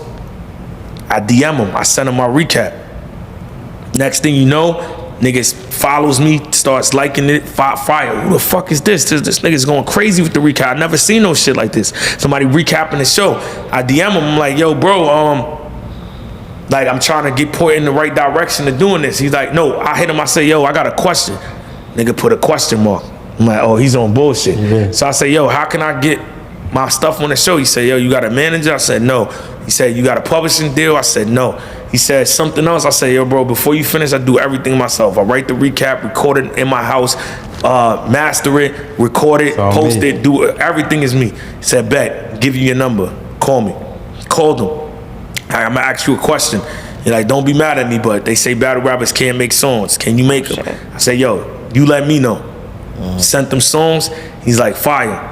Send me 30 songs. Nigga sent me 30 beats. Right? This in the midst of me battling Hollow. 30 songs. Gee, 2 albums. Said I need 30 songs. That's crazy. Right? So at this time, I don't know no structure, how the songs are, anything. Like 30 songs. So this is in the midst of me battling Hollow and Official.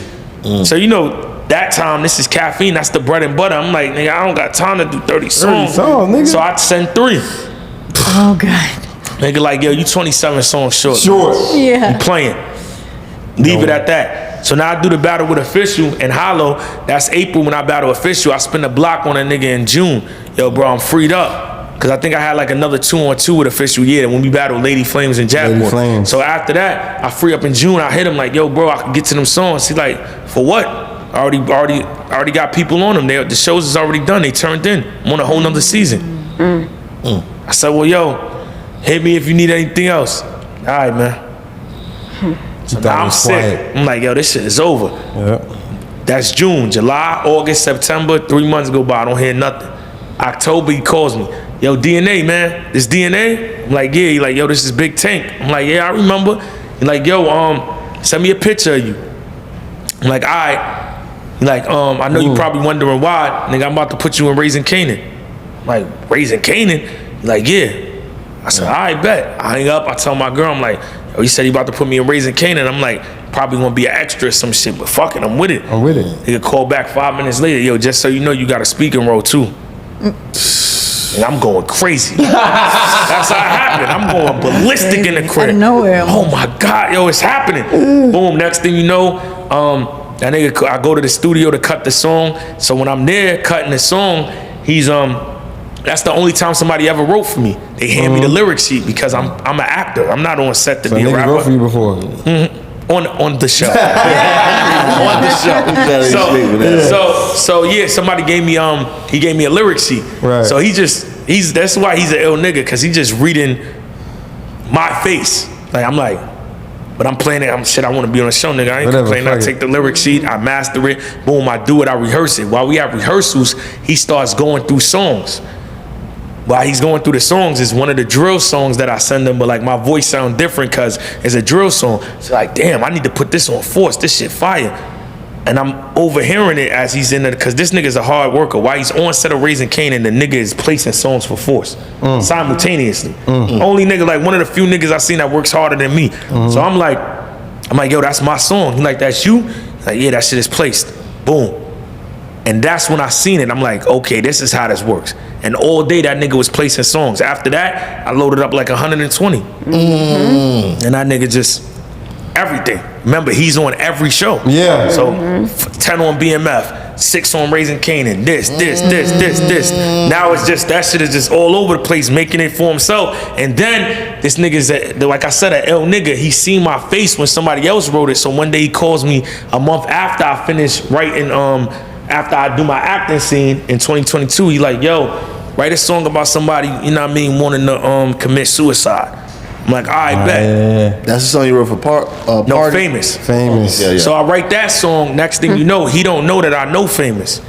So Famous calls me, he like, yo, nigga, tell me why I just got this reference track, nigga, this shit sound like you. I'm like, nigga, it is me. He like, yo, I told Tank that was DNA. So now Tank called me like, yo, you know Famous?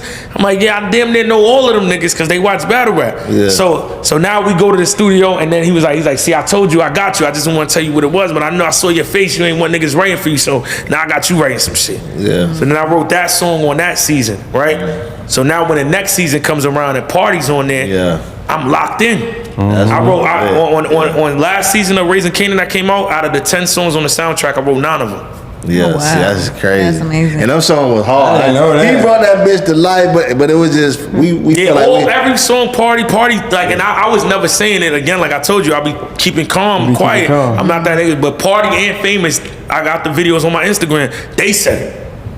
And it's like, yo, the nigga DNA, you know what I mean? Yeah. That's that nigga put that. Nigga was penning that shit, That shit was crazy. So the ill shit with Tank is that nigga had me in so many bags, because every song, even though Party is the one artist, every song they wanted a different vibe. So one of them, I need you on some Buster shit, I need you on this. I had to do some Jungle Brothers, so I'm tapping into all different type of niggas that I may have heard, but I ain't understand their technique. And then even that song that I acted on the last season, I wrote that one too, the Wu-Tang shit. Who's coming at you? Yeah. A nigga agrees. Like, I wrote that one too. So after that, I'm like, yo, this nigga that's crazy. that shit felt like a bro. Shit felt like a win for battle rap, man. That was a huge one, yeah. And now he got his own podcast, right? So, and Tank, yeah. So it's called Man Behind the Music. It just launched, but now, you know what I mean, people can go. I'm gonna send you the stuff to tell people, because whoever watches it, that's an artist. You can submit your music there, and they gonna be placing people live on the show for dope music. So he's still offering the opportunity to everybody else. And I got a couple battle rappers, like I be saying, I got a couple battle rappers. You gonna hear their shits on shows? Yeah, that's fire. Yeah, that's fucking fire, man. Yeah. DNA, that was hard. That was hard. People like you in the industry. That was hard, bro. Yeah. Damn. That was wild. Yeah, that was wild. That was wild. Yeah. That don't make you ever want to just get, like, focus on that?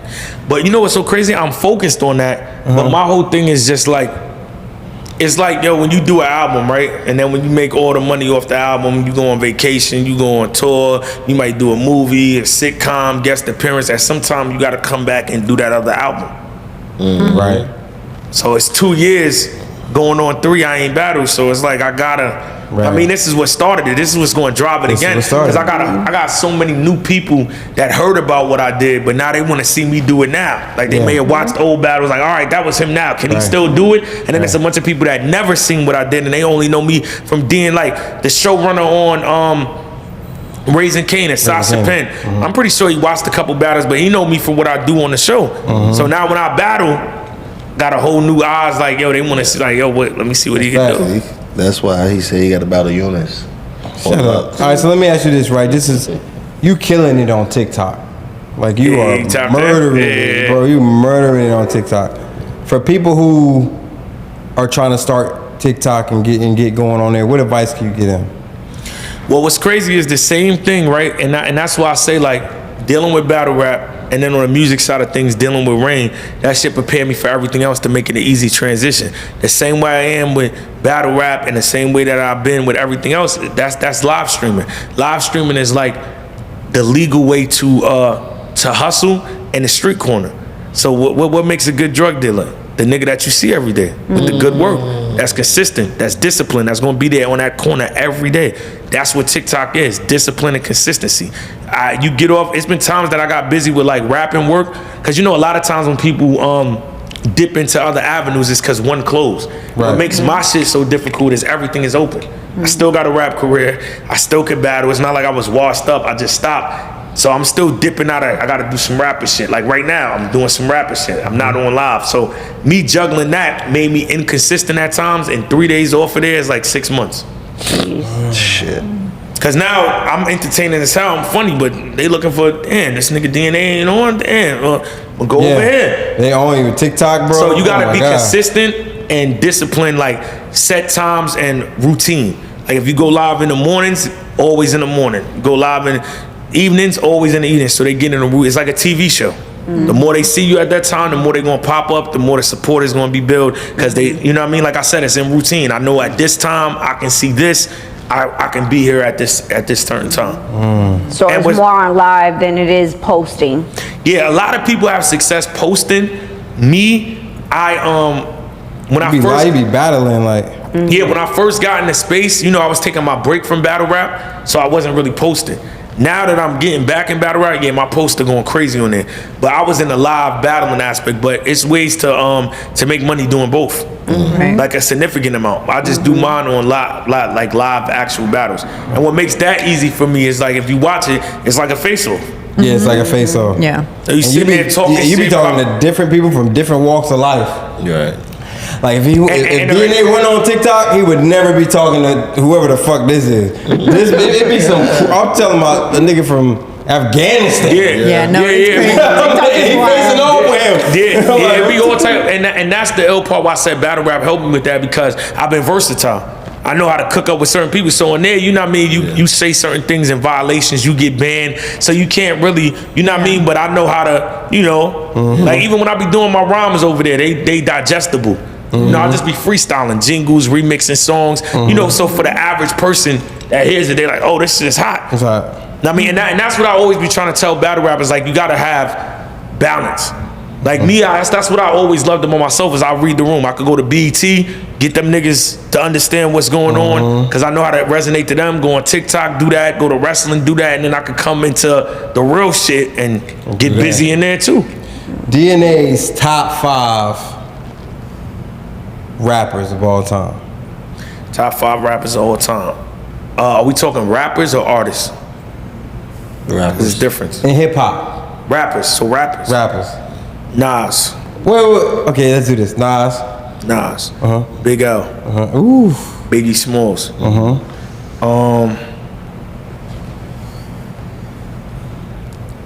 Got 2 more. I know. Banks. Lloyd Banks? Yeah, he said all time Banks. He said All that. time Banks is the reason why I rap. Okay, shit ugly in the masterpiece, nigga. What else? Okay. And last but not least, shit, 5. I'm gonna put Hov in there. Jay. Now you said artists. What, you listen to other music too? No, I'm saying Okay. artists because those is 5 niggas that I'm listening to when I'm trying to move my pen. And then you got people that song structure, like song-wise. It's the difference for me. Like, cause 50, he's number 1 on my artist list, cause that nigga, you listen to him, you learn how to make a song, cadences, melodies, you know what I mean? Pockets, the structure, how to do it. But like if we just talking about like wordplay and flow and pockets, then you know what I mean? Big L, Bang. Forgive me. Okay, let's go to Posse Cuts, right? That's like a song with multiple people on it, right? What's your top 5 Posse Cuts? Top 5 Posse Cuts. Ice Cream by Wu-Tang. Niggas, this is underrated, but I'm a real G Unit fan. Some shit called Sunroof Open. Be like, I'm high and I'm smoking, I'm riding, I'm loking, sunroof. But the way they going in and out of that pocket. Who all in there? Yayo, Banks, and Lloyd? Banks, Buck, 50 Yayo.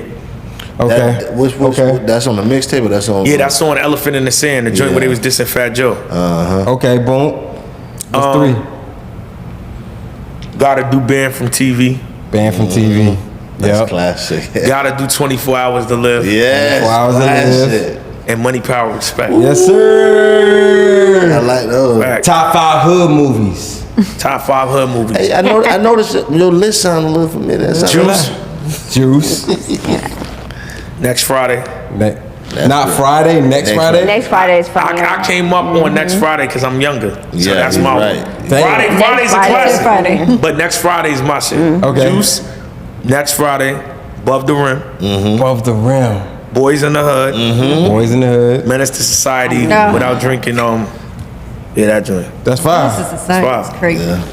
You can't put "Don't Drink in the Hood" without. Wait. Are you talking about? Is it Menace to Society or is it "Don't be a menace while drinking gin and juice in the hood"? The funny one, or the real, or the one with Can I Kane put and both because it's still like one or the other. And Menace to Society. Menace to Society.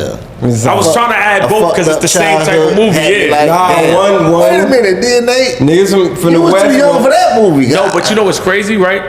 In that time period when NWX first started, niggas was getting to know each other, and that's why I was late on all the bars. Yeah.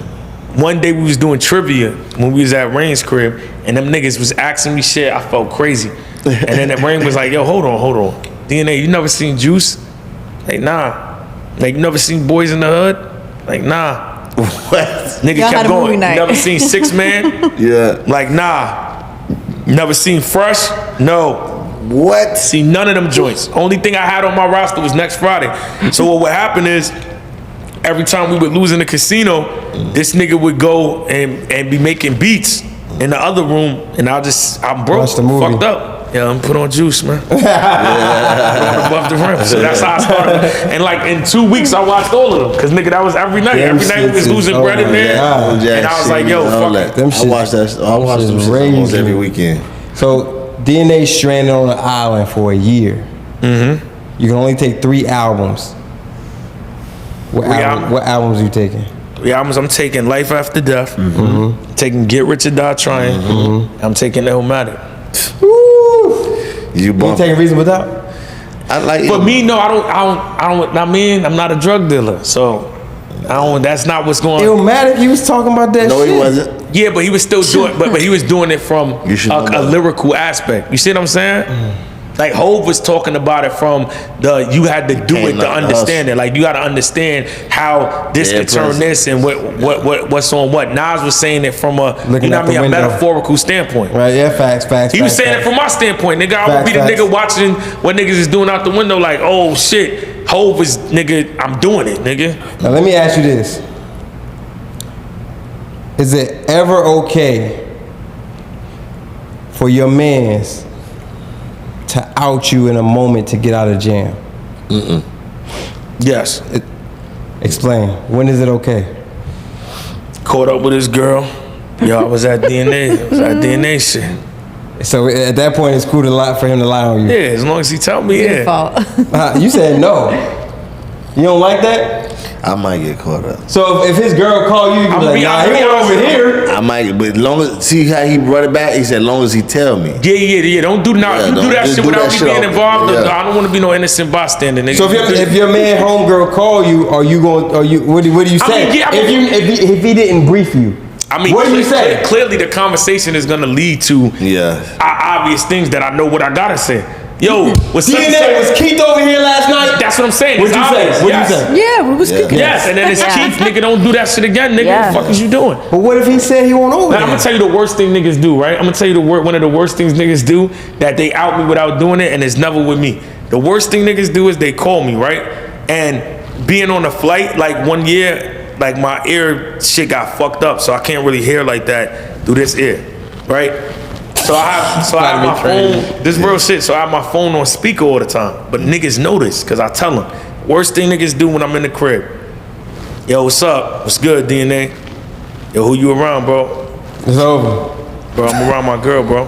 Now I wanted to holler at you about something. Holler at me. What I'm gonna say at that, it's over. If I go, hold on, nigga, I look crazy. Right. And then the whole time the shit it has nothing to do with me. I'm like, yo, bro, she doesn't give a fuck what you got going on. Right. See, the moment you say who you around, her eyes get lit up. No, her eyes get lit up when you say who you around, cause it look like I'm the culprit. Nigga, if it's about you, she don't give a fuck about what you got going on. Nigga, just tell me what you got going on. The moment you say who you around, it's quiet. Like at that point, I'm like, yo, my girl, bro, the say ship it. has sink. Yeah, that's what I'm saying. Like if you call me, just say what you trying to. I'm with what DNA said. Goddamn, don't do all that shit. You gonna get me caught up. Yeah, and I don't feel like answering all them questions. In a relationship, is it okay for your girl to have close male friends? Gotta meet them. So you have to meet every male friend that's a close male friend? Absolutely. How close are y'all? Like your girl is somebody's sis. Niggas do incest, man. Facts, they do, bro. Niggas will sis you and bro you all day, and you and auntie you all day, and you know what I mean. At one point, bro and sis and uncle and auntie, yeah, they was mating, man. They was mating. So for you, your girl can't have a close. I would have to know. Like I would have to meet him. So if your girl say, hey, this dude at work or wherever, we got close, we go to lunch together, you like, why you like, yo, I gotta meet this nigga. For sure. If this is one of your close friends, you met all my close friends, right? This ain't IG close friends. We're not hiding it. Who are your close friends?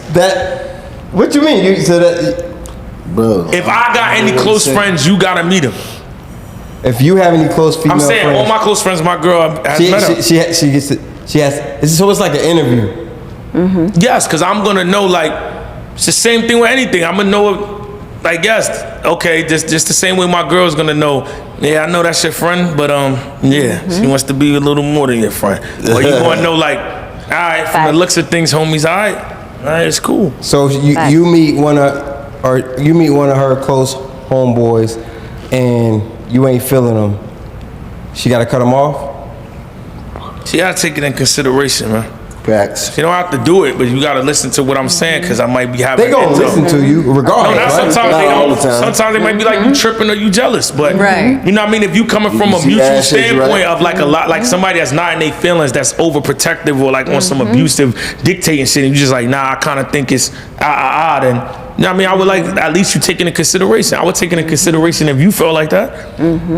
How you feel? Taking it into consideration doesn't mean they gotta agree with it. So if she takes it into consideration, be like, I hear you, but I'm still gonna. That's still my. That's but I know that's not. He's not trying to hit. Yeah, he ain't on that. Yeah, I know he's not trying to hit me. Then I mean, cool, but like. So you cool with that then? No, but how do you feel about how do you deal with that? No, what I'm trying to tell you is this is my thing. This will always be my thing. Whatever I can do, you can do. I'm sure you wouldn't feel comfortable with me just hanging out with a girl without you around, and we going and doing all type of bowling. But if she said, "Yeah, I'm cool with that," she's not saying that. She's lying. No woman is saying that, bro. Unless they want some polygamy shit. Like, what'd you say? They're lying? that they would be lying. Yeah, and trying to play it cool. Yeah. Yeah, I don't care if you guys go to the movies together. Like, what I'm saying is like, or cheating. What I'm saying is that like 34, you gotta read the room. It's times that I get the go ahead. Like, yeah, you can go. It's like, nah, I think I'm gonna stay. Like, yo, what did she say? She said, yeah. So why you not come? Doesn't mean yeah, man. That means stay home. You gotta just know what that means, bro. I already know what that means. Like, I'll peep it from a minute, I'll play it from a minute. Like, yeah, I'm about to go do this. Oh yeah, no, okay.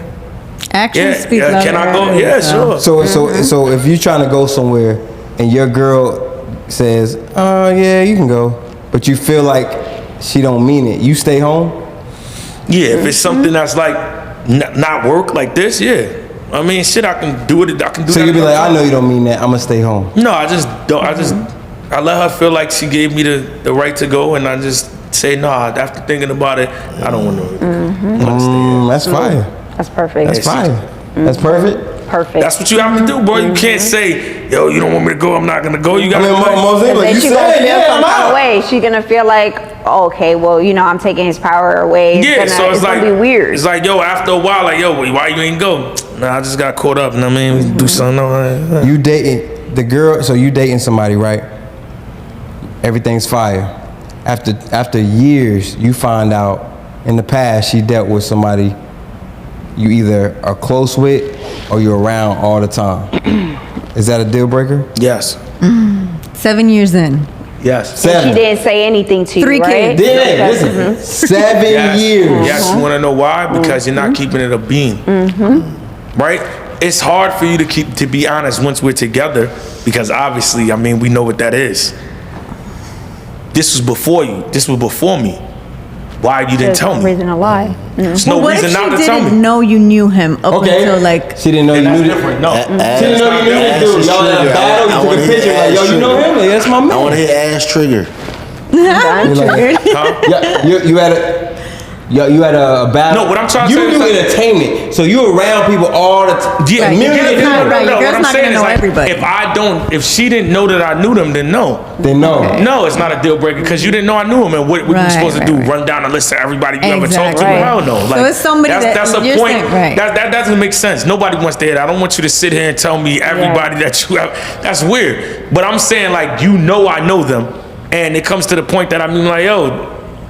Huh? You keeping it a secret for a while. And then I found out, it don't matter how many years. Because you didn't give me the decision to make. To be honest, what if that was something from the beginning that I'm like, yo, you talk to somebody in my work field, I'm good on you. You're supposed to tell me that so I can make that decision off rip, like I would to you. If I was talking to you and I see you with one of your close friends, you don't even have to ask me. I'm gonna tell you because I feel like it's nothing to it. We're not at nowhere for me to not want to keep it a buck. Like, yo, just so you know, I want to make you comfortable. Yeah, I used to talk to your friend, so. Before she tells you or it seems weird or something, now you know. And then you got that decision to say, well, I mean, shit, that was before. But what if she's like, but I didn't tell you because, you know, I was really feeling you and I was really falling for you and I felt like I would lose you. Well, you lost me, I'm out. If you can keep that from me, what? You can keep that from me. I feel like you can keep other shit from me that you shouldn't. Well, yeah, because it's before.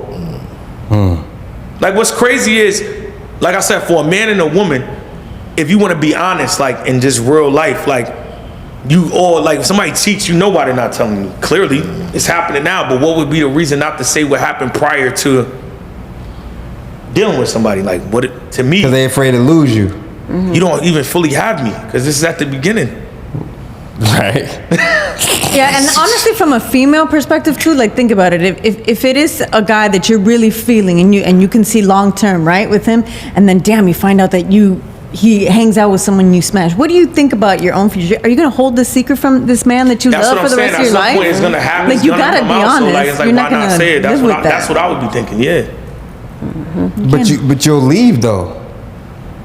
Yes.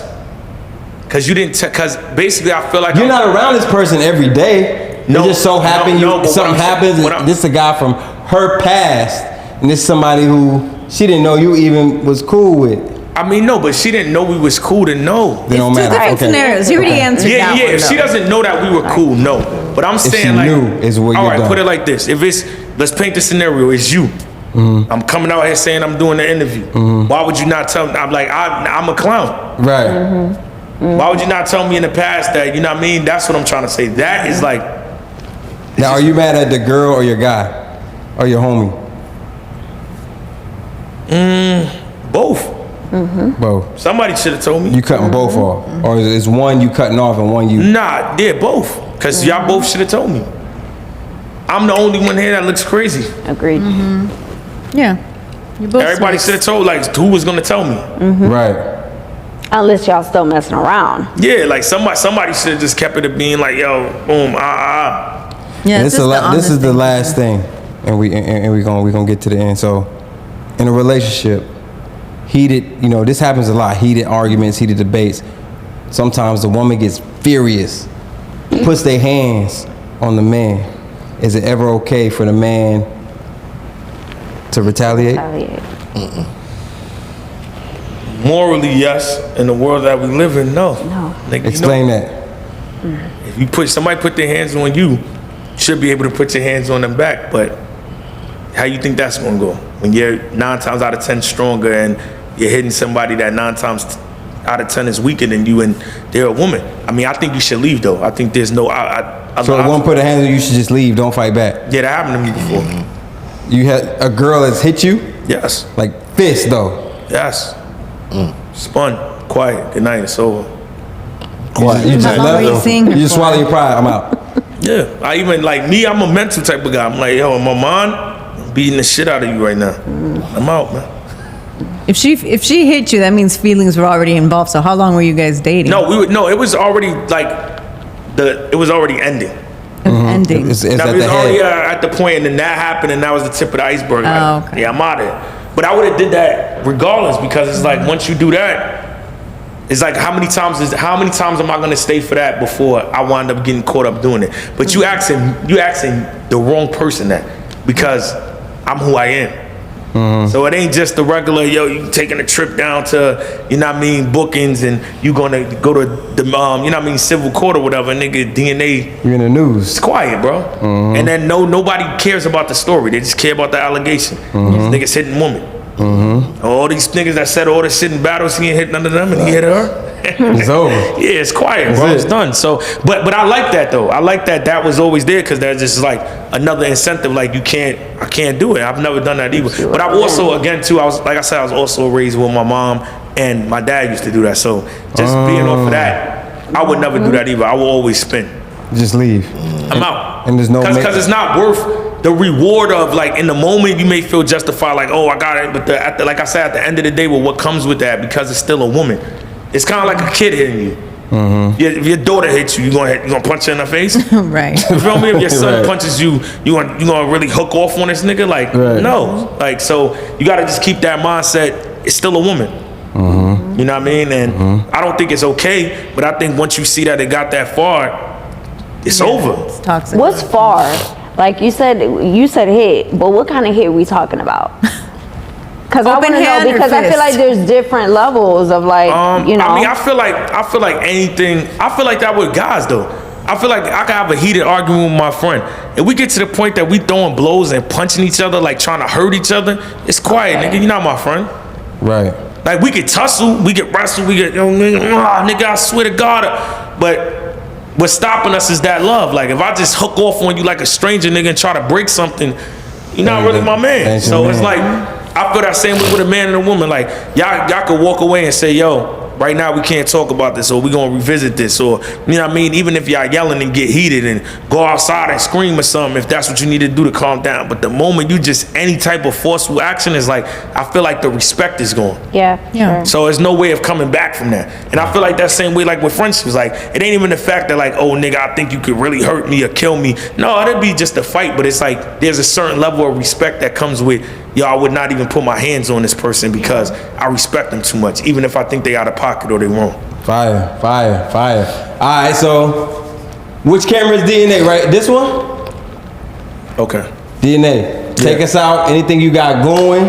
Yeah. Anything you want your fans to follow, anything you know what I'm saying? This you right here. Y'all already know, man. Make sure y'all go to DNAGMDW.com. I got one of the shirts on right now that I got on my site.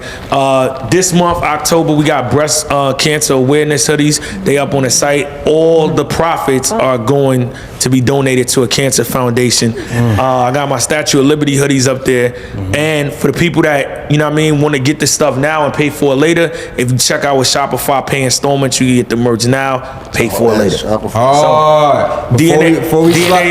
DNAGMDW.com. Also, I got the Rival Show going on right now on my YouTube channel, YouTube.com/The DNA Files. We dropped the episode with A Ward. It talks about his rivalry with Geechi Gotti, URL and Verb. And then I just dropped the one with Lou Castro talking about me and his battle and my rivalry with the PGs. We dropping every Thursday at 6 p.m. Eastern time. So fire. And before we get up out of here, we want to give you, this is our M3S3 flowers. See, we want to give you your flowers, bro. Fire. Because everybody who come up here talk about everything that you've done. You know what I'm saying? And we also recognize the everything that you brought to the culture. So we want to give you flowers in this manner. You know what I'm saying? Sure. That's right. This is fire. You already know. So this is the M3. I mean, this is. I say that to say this podcast brought to you by M3S3. Shop with us. www.m3sapparel.com. We just had a legend on here. Make sure you like, comment, subscribe to help us keep this show going, man. You already know what it is, man. Salute.